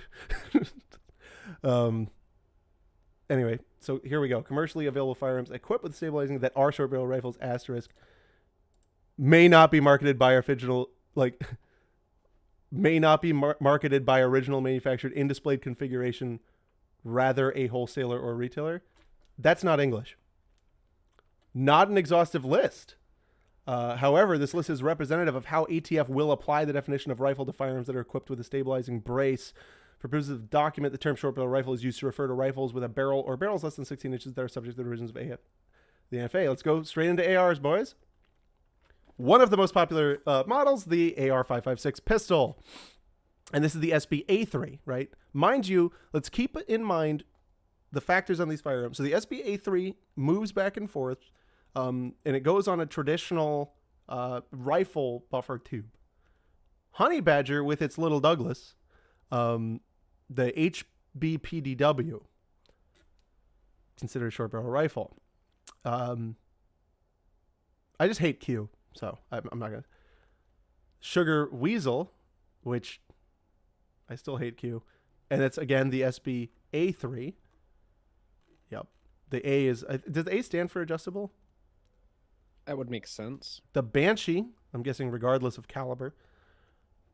Daniel DDM4 with the... Interestingly, like, specifies with the SBPDW, I guess because that's how they sold it. But you can see there's no meaningful distinction between that and the Banshee, aside from which brace it is. Right. FN15, again, these are just... the shortest one I've seen looked like it was 8 inches. Fostech Light with the PDW. The Maxim, God, I love that Maxim brace. PSA, geez, PSA PA-15 pistol. Those definitely are not in common use, right? There's not like probably a million on their own. No, they're dangerous and unusual. I've never heard of them. M&P-15, dangerous and unusual. Oh, look, they got him. They got the boy, the 1522. With the A3, they've sold tons and tons and tons of these. Springfield Victor with the, I've never seen that brace. Magpul BTR. And I think that's one of those 22s with a buffer tube is not a functional part. Yeah. Tailhook. Saint tailhook. Another Saint Edge with tailhook. So, okay, AK type, AKV with that brace. We all love that brace. Well, no good. Good one. Romarm Champion with the floppy Douglas. I'm kind of surprised. Well, actually, am I? And also, did they have to pick, like, why not did they have to pick the most obscure Romanian like pistol? The 223 Dracos. Like, Yeah. Really? Yeah, the 220. That is what it's the 223 Drake. That's what it is. HK. I don't even know if they've imported those in a long time. HK SP5 with, yeah, they just straight up say it. Tailhook is bad. Others, LWRC. Yeah, so many people have those. With that, the SBT1, the Scorpion Evo, no good. The Diamondback. Who is sitting there thinking about a 5.7 Diamondback? Like, who is sitting there thinking about that? But yeah, DBX with the 1913 SBR. The Chris Vector with the... And that's one of the floppy braces. Oh, no. They got the pounder. So No. this doesn't track to me. So with all of the ARs, none of the ARs had a floppy Doug, right? Right. But this and this. So I can see the argument here being that the Vector is like way too front heavy, you know, or like whatever. And it's very, like, the Vector is hard to fire one-handed. So like it getting around even the floppiness of the brace. But this looks like super configured for one-handed operation. Right. Even the elevation of the iron sights. Because it's Probably because it's too light or whatever. Like, but you could Oh. just shoot it with one hand without it. but there's no mention of that. They They do got mention, rid like, of the mention of the minimum weight. So the only mention of that's- weight now. Yeah, they just mention weight sum total. Well, the mention of weight now is a factor for if it's heavier, like if it's as heavy as a rifle, as a similarly configured rifle, that works against it. So I don't think we Right. have the minimum weight issue now, unless we go full lizard and say that, no, it's the weight of a similarly configured rifle version of this pistol. I don't know. This one is worrisome to me. MCX, bad gun. But yeah, so all of these configurations of the Sig Sauer MP series looks like pretty much other rifle type configurations. The black collar pork sword. that's brutal. Christensen 14. Remington with the SBA. Q Minifix with its proprietary brace. So that's all of these ones. So I will just note here, I don't see a single AR one that had the old SBM series. Correct. In the second addendum, there Okay. is one that has one. Okay, well, let's see if there's anything unique about that one. So this is a second one that, okay. Wait, hold on. That are short-barreled rifles. Wait, what was the last one? This Oh, is they're weapon both- platforms generally. The other Oh. ones, specific designs like this gun from this Right. manufacturer. This we is don't got it. Okay, so now let's go through. This is where they're trying to do the catch-alls.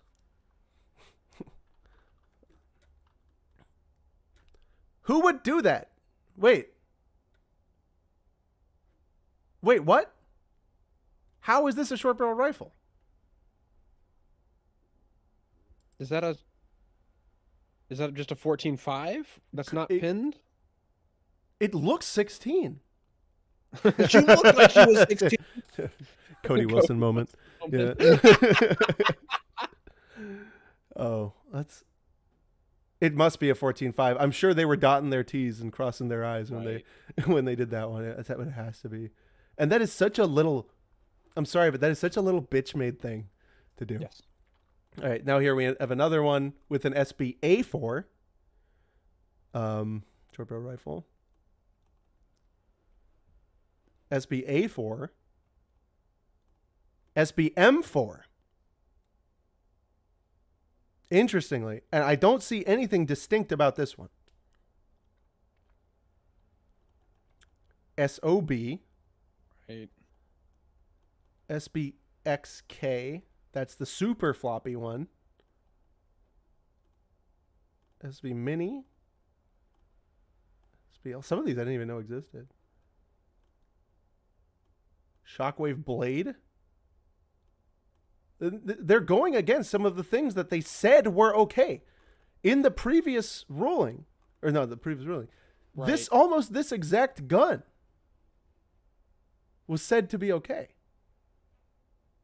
Oh, okay. Manlet replied, "Oh, thank you so much for the additional money dollars. I will be able to survive at least one more night because of you directly."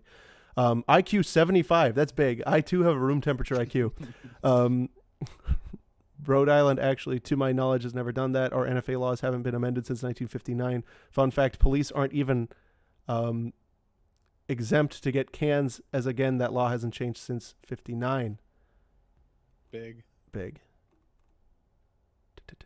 Didn't see anything with a shockwave brace either. He said, well, now we do.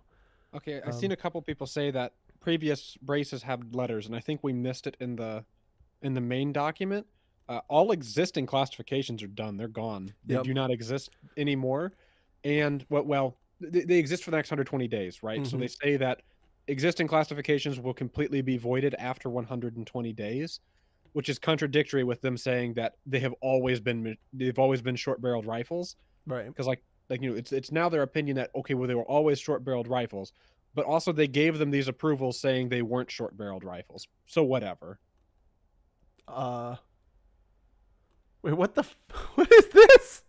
Post Malone's in trouble. No more. What is this? questions. I've never seen that. Oh, What is that? What are you doing? Something. It's on a P80 too. Yeah. But yeah, we got the Flux brace. They don't like it on the Glock. The Recover Tactical 2020. They don't like that. I bought one of those. It was horrible. It was horrible. Have you ever shot one of those? What, the Recover ones? Yeah. I haven't, but I can't look at it and expect good things. It looks kind of Horrible. flimsy. This looks amazing. This is art. This needs to be protected under the First Amendment. And then we've got this one, another Rube Goldberg Glock Traption short barrel rifle. Oh, well, people are asking about Roni type stuff. Yeah, Ronis are no good. Yep. Slingshot short barrel rifle. Micro Roni period short barrel rifle. CAA MCK short barrel rifle.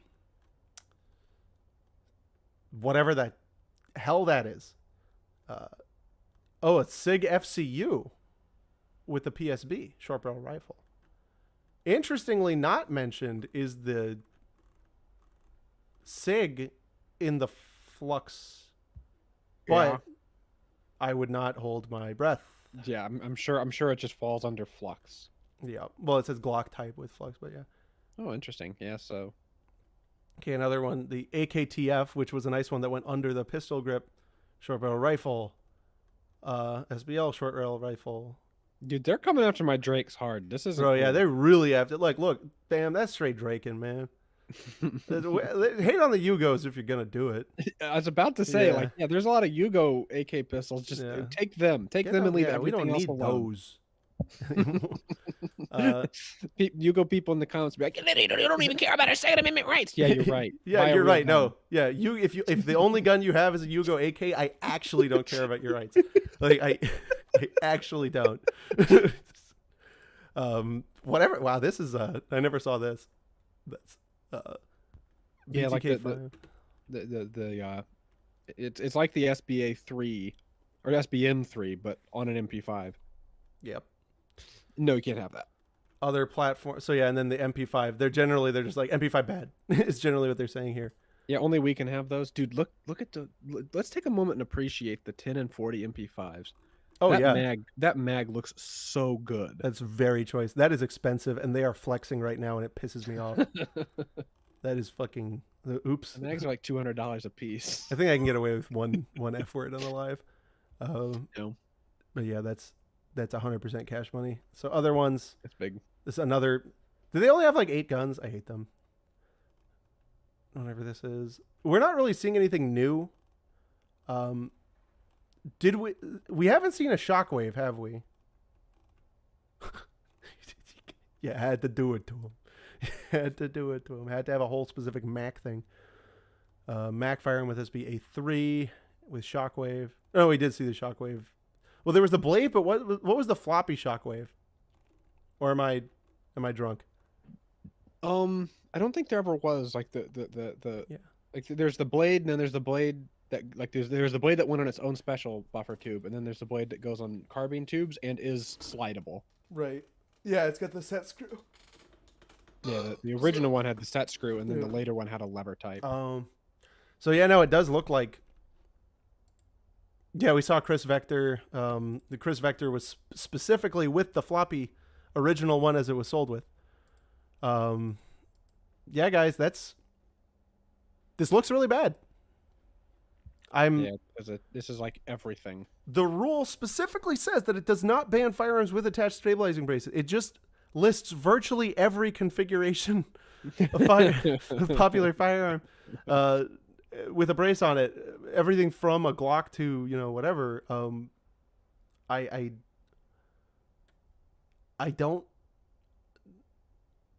don't really know what to say here.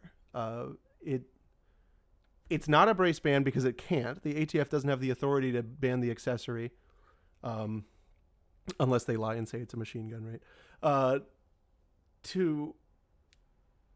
It doesn't ban braced pistols. It just says that effectively, if you put a brace on a pistol, it's an SBR, and you have to feed them money or face subjugation. Of course. So, yeah, I'm really at a loss for words here, boys. I don't know what to do. I don't know what to say even. I'm gonna dig deeper, and like I said, Zerme Law is gonna be working on what we can do about this here in our jurisdiction. Find out if your local jurisdictions, if there's a good local group that that can do something. And if you're going to donate to any group, make sure that the top leadership in the group owns and shoots guns. I mean, that's a good litmus test for anything, right? Like I think so. if you're like donating money to like a battered women's group, like make sure that the guy who runs it isn't a woman beater or whatever. Yeah, he's not a cop. Like just generally speaking, with any this goes for any nonprofit, right? Right. Because you have more experience with nonprofits than me, but I have some. And Right. all too often, of course, I guess I've only worked with 2, and one of them was led by a person whose like personal life choices were completely opposed to what as they were doing. Right. And like this lesson maybe also applies to politicians who talk about how we need to improve our public schools while sending their kids to private schools. Like, you see what you're doing, stop it. Yeah. Yep. And CRS is here. Good to see you, man. Hope you're doing well. Leonard says 98.6, 10.3 short barreled. It feels like an accelerationist within the ATF pushed for this, given many of these configurations have been ruled as legal in the past, making it easy to overturn. Okay, so now we've gone through the document for the most part. Let's Theory craft. Right. Yeah. That was my initial theory. My Yeah. initial theory was that this is so overly broad and it goes further than before that I think ATF is sandbagging. Like they're intentionally trying to make this possible to challenge. Right. That's probably not true. The more I read through the document, I was like, oh no, actually they're serious. Like your friend says like really bad news and you're like, ha ha ha, wouldn't it be funny if that was true? And then your friend doesn't smile and you go, oh. Yep. Here, hold on. Let me redo the scene, and I still have your audio on here because this is theory crafting time.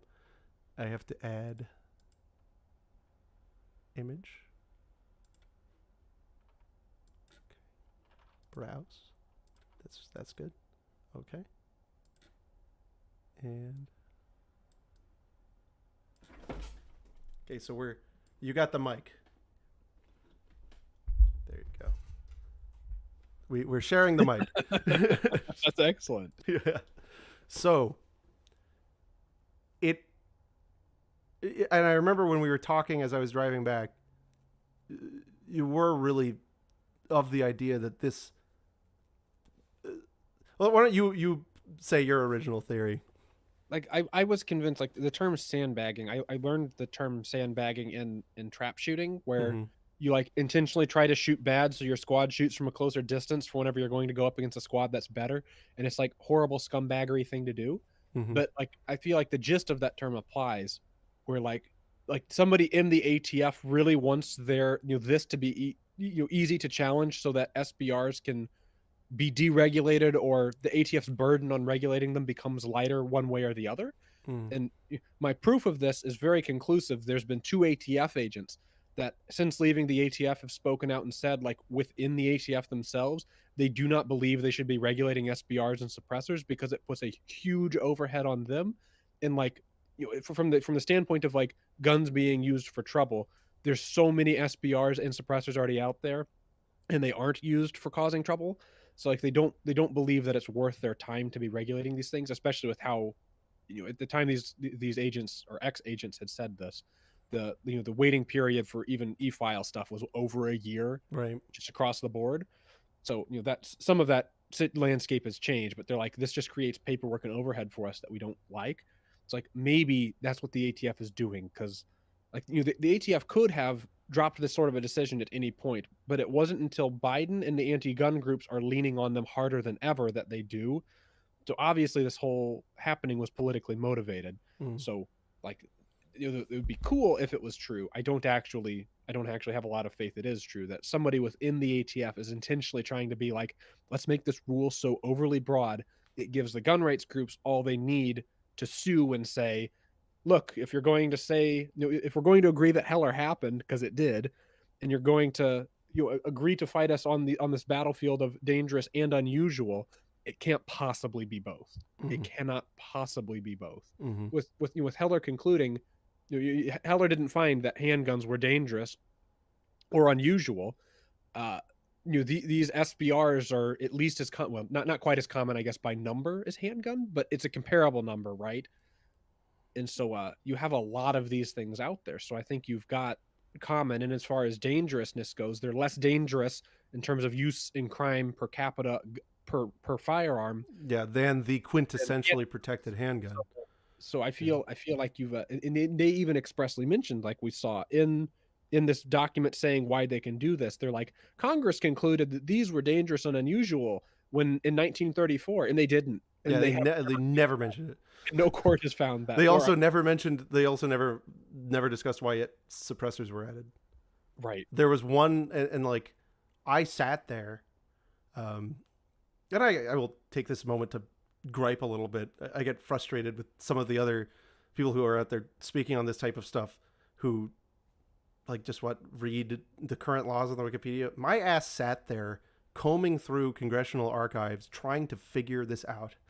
And I found where it was brought up, and I haven't gone through all of it, right? Because some of this stuff is really hard to get and you need to go physical. But I found one mention. I was like, oh boy, boy, oh boy. And you know what the representative said? The inclusion of suppressors should need no discussion. And they moved on. It's almost like Hughes Amendment level thing where it's like everybody is so worried about the whole deal derailing that they're just like, fine, throw it in there. Yeah. It's kind of like when I studied assault weapon bans. I was trying to find the specific articulated reason for all of the enumerated factors, right? And I got like to I got the bayonet grenade launchers. Doesn't happen. No one has been killed by these. I did find 2 instances of bayonet crime in the entire history of this nation. That's the law of numbers. It's the law of numbers. Yeah, it has to have happened once. I will say there was no fatalities. Both were incredibly entertaining. And then when I found repeated discussions of why the bayonet lug should be included, and it was, I should not have to explain to you the military utility of a bayonet lug. And then they moved on. None. It's literally none. Right. They've only ever moved away from it, and the only reason it stays is traditionalism. Right. Well, there's a better reason than that to have a bayonet, which is it's a mental health thing, giving a soldier the ability to poke something he doesn't want to touch. Yeah, I suppose. Right. Like that's why the French stuck. I think they just put them on there because they're cool at this point. They are very cool. I love bayonets. I have a bayonet for all of my AKs. I specifically get one for, except the 105, which can't take one. I don't think. It'd be tricky. Yeah, I can't. I checked. Guns are cool, and then knives are cool, and you have a gun knife. Yeah, gun knife. So okay, so now let me freeform ramble about my theory. I haven't developed it. This is all as a result of me taking this in just now. I can just kind of like puke. Actually, audience, I'll ask you: should I just puke up my theory of what's going on while I read the after I read the super chats? Dome Arigato Roboto. Thanks, Matt, for this live stream. Hope to see the YouTube heart super thanks on your published video soon. Thank you, Dome Arigato, and thank you for having been a patron for so long. Really appreciate you. I will probably click on that. I forgot that I didn't do that. CVA Buck, Pat Webb of VCDL owns my LGS. I've had a few chats with her about 3D2A. VCDL seems cool. VCDL seems cool. All right. When Virginia was having spew a it. whole All right, they said meltdown. puke it up. Puke it up. All right. Let's puke it up. So think about it. And people keep saying, people are telling me to do one other thing. Hey, Rat.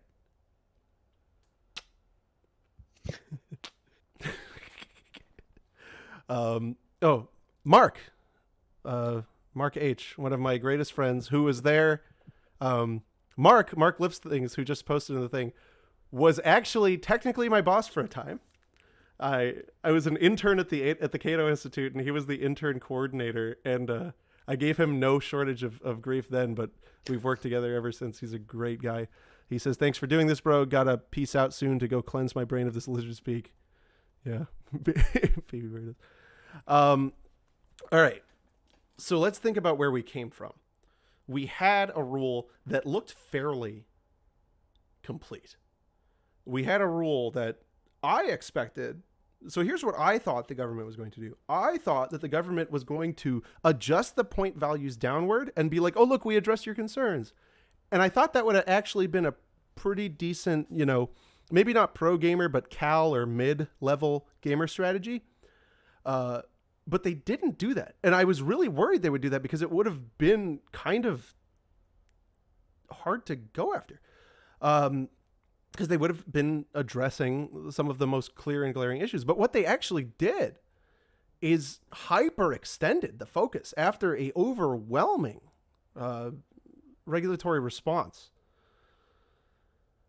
So the question is why? Like, why expand? Because it was clearly too much, and this is a clear expansion of the position that was being taken before. Is it, one, the government has gotten used to the Supreme Court's refusal to intervene in the Second Amendment space, but once every generation. And so it feels confident enough that this can stay for long enough that it can effectively eliminate these products from the market for a long period of time.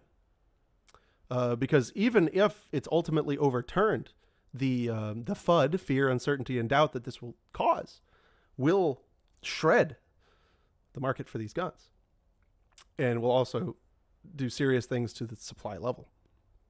This tracks closely what happened long ago in the machine gun amnesties.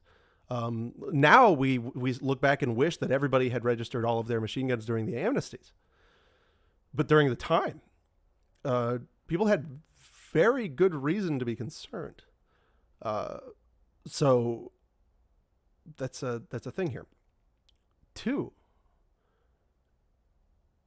does the government have some inside knowledge or some reason to believe that the NFA is such a sacred cow of those purportedly conservative justices of the Supreme Court that even in such an insane attack, it would refuse to overturn it?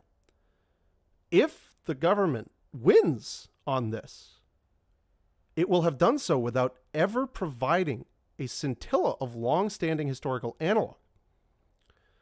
The NFA, as outlined by the Supreme Court in Bruin, is not long-standing. It is not a historical law. We're limited to the antebellum period, and we're talking about about 100 years after the Civil War. Could it be that the government is taking one of the smallest little nibble bites of the NFA and putting it up on a platter as a test to see, will you let us get away with having no historical support? Will you let us get away, right?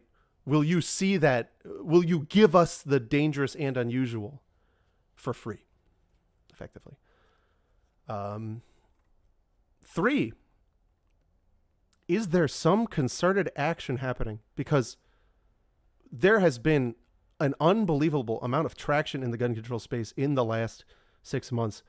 And I have seen an unbelievable amount of money pouring into gun controllers, far outstripping the amount of money that is available to us true fighters in the space. And it's kind of well known that the groups and individuals that actually fight are skeleton crews, right? I don't have to tell you guys, there's some major organizations that were on the news that spend a lot of money on designer suits, right? And fail to bring any good lawsuits at all. And in fact, many of these organizations don't even pay for their own lawsuits that they're fundraising based off of. They're brought by third parties with an endowment grant from a fourth party. And so the quality of the litigation is dog shit.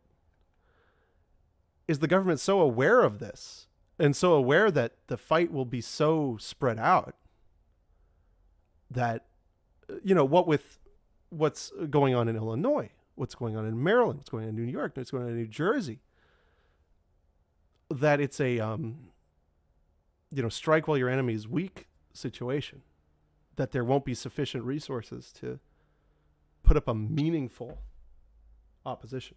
Because you can put up an opposition without it being meaningful. In fact, many national gun rights groups have done just that, and in fact have somewhat, like it, I'll happily say, the big one, right?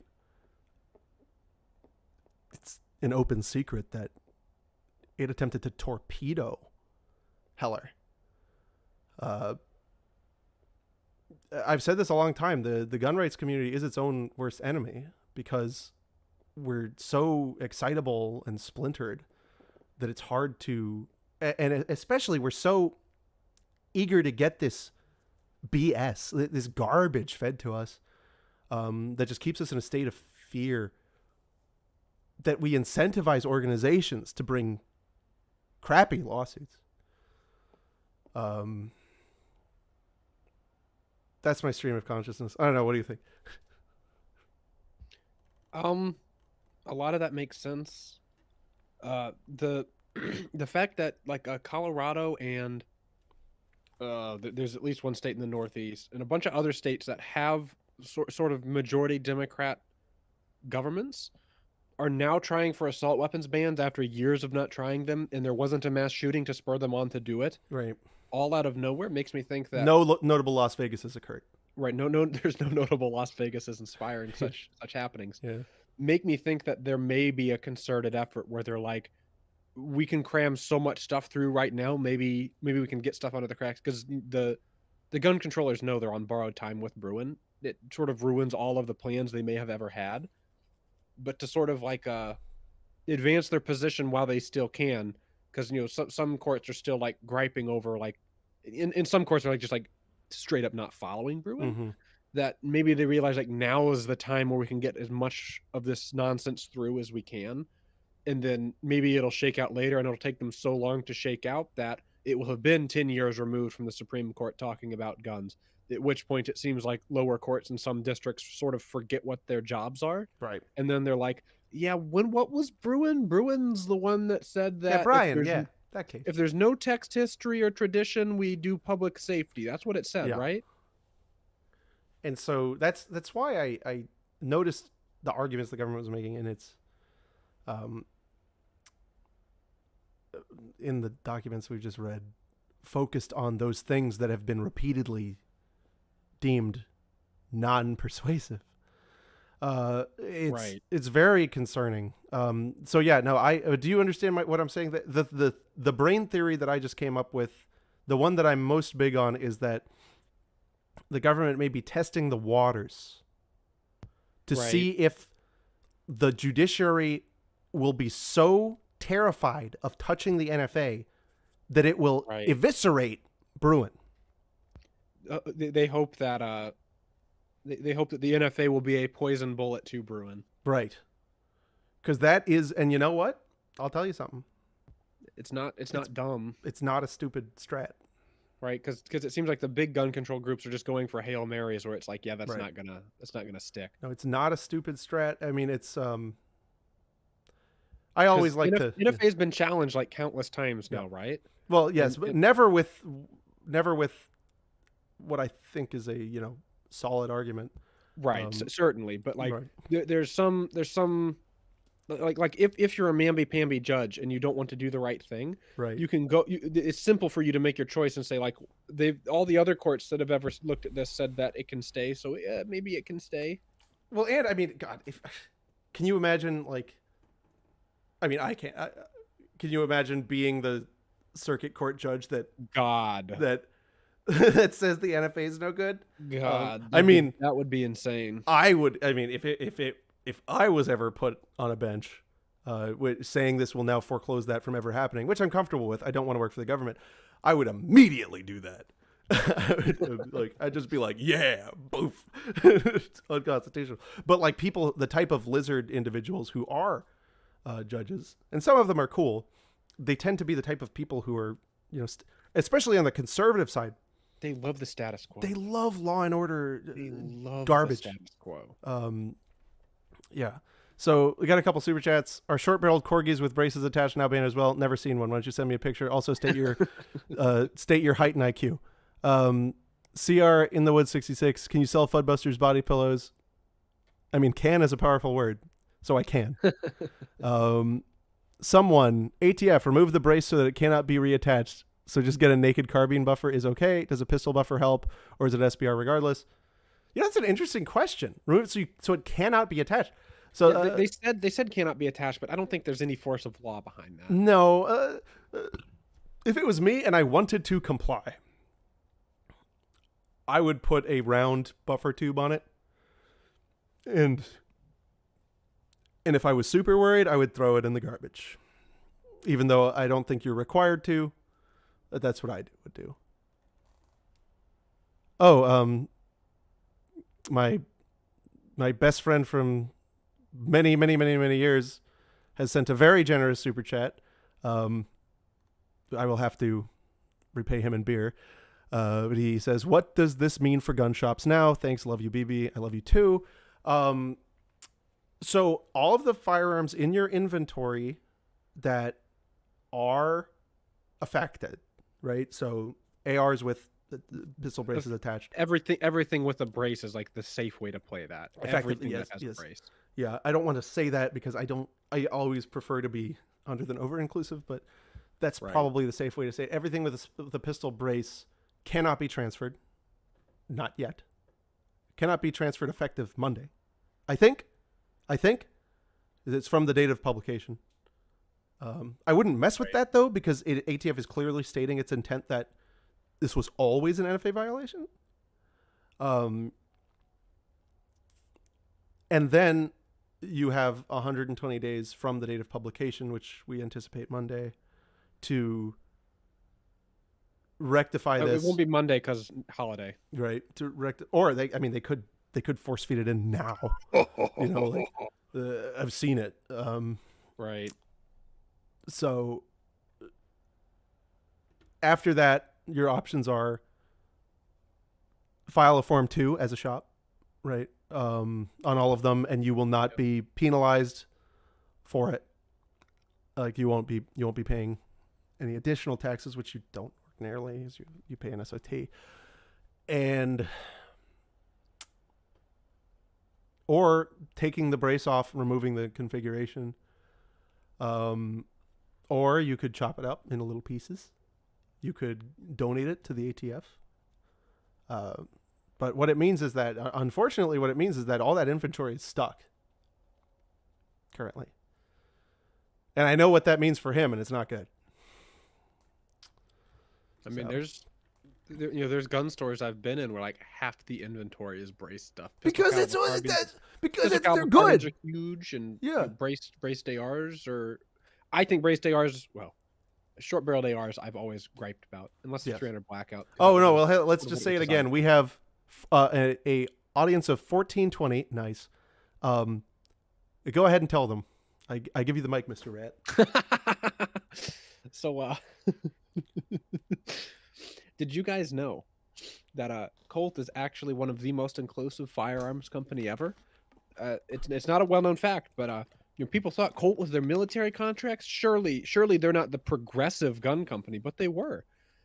Many years ago, in what people now call the 1980s, before that even really the 70s, Colt was approached by the U.S. Army, who was concerned about the growing amount of soy in people's diets, as well as the fact that they wanted to let cripples and women into the military. And so they designed the carbine AR-15. Instead of having a real proper 20-inch barrel, they made it a little short barrel, like a 16-inch barrel, which they made specifically for soy boys and women and cripples. No offense to the cripples being included there. And that's how Colt became the most inclusive firearms company, because any AR with a barrel shorter than 20 inches is for people diminutive in stature. Yeah. Yep. Which is why we've been asking your height and IQ.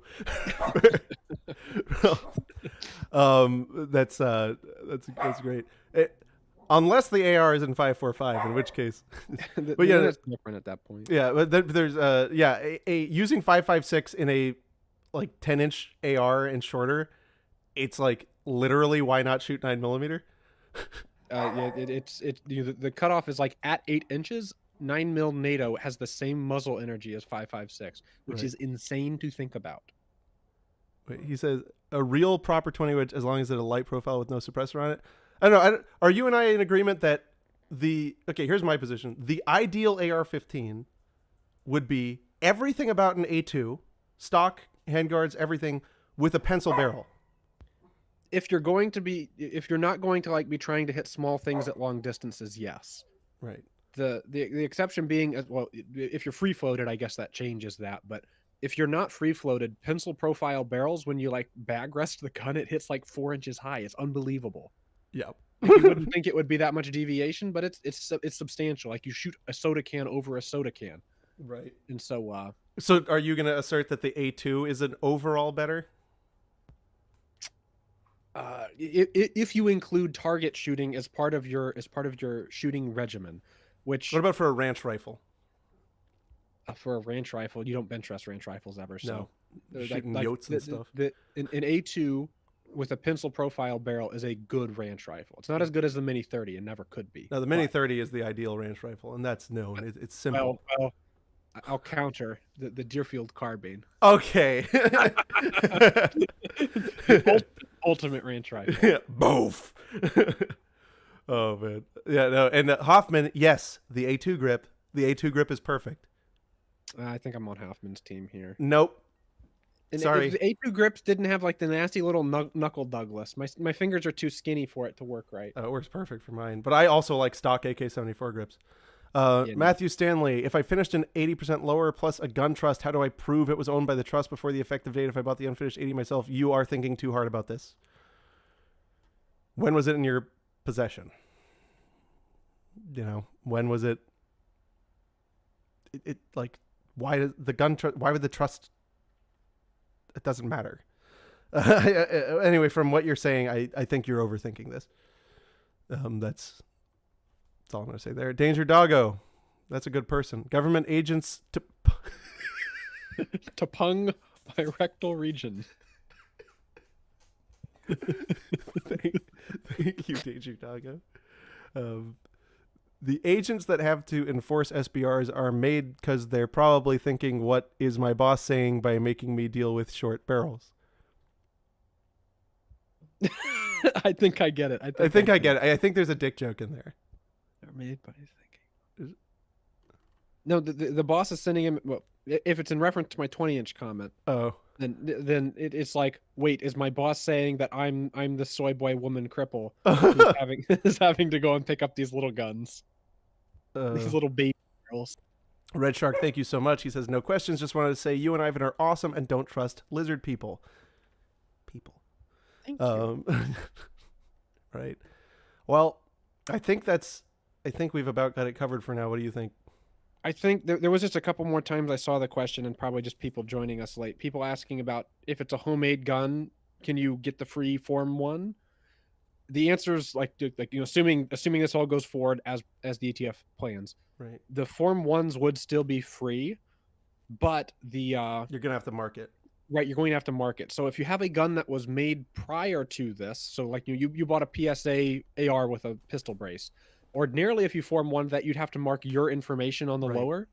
However, they're making it so for these guns that are affected, you can just adopt PSA's marking. So you can just put the information that's already on the lower on your Form 1 and then send it off, and then eventually they'll come back and say, "Yay, you're good." I'm still not convinced that you don't have to put your name and locale on it. I have to. You probably will have to put your name and locale for like who's the possessing party. But the difference with homemade guns, be it 80% 3D printed, whatever, is because they don't have any existing markings to adopt. You would have to put your own markings on it as if you were Form 1ing an 80%, which is already something that's like understood and there's rules for. But if it's a printed gun, then you've got to figure out how you got a problem. You got to figure out how you're permanently attaching the serial plate. It's just the serial, so the rest of the information can be in the plastic. That's true. Can be, right? But you are gonna, and we've been working on that actually. That's a product we're probably gonna have on MAF, is a serial insert plate. I mean, I hate to be involved in that type of stuff, but it's something that we're going to have a solution for. Yep. But, and 688 Attack Sub, that was a good game. It's a really good game. I love the music from. Yeah. We're dating ourselves. The M16 is an AR-15. Yes, and I absolutely hate the way like Republican wastoids are like, no, you can't. You got a weapon of war. Yeah, it's like meanwhile, like the Colt 607 and the very first Trials rifles, like what do they say on the side of them? They say Colt AR-15 Armalite. Yeah, all of these things, all of them. Yeah, and they have the third pin. Yeah. Yep. Like I had a twed on Twitter about this, and there was a lot of these, like essentially where I said like most of the AR-15s you can buy these days are better than non AR-15, M16 weapons of war that have been issued. Right. And a lot of the stuff that gets issued today is like still guns and parts that have been floating around since the 70s. You can buy a better AR-15 than most militaries are issued for Right. their guns. Yep. Like certainly if you look at like even like countries we consider first world, like Britain's still kicking around L85s, dude. a PSA AR-15 is a better gun than an L85. Yeah, it is. It's also it's like luck of the draw as to whether it would be a better gun than you would be issued in the U.S. Armed Forces.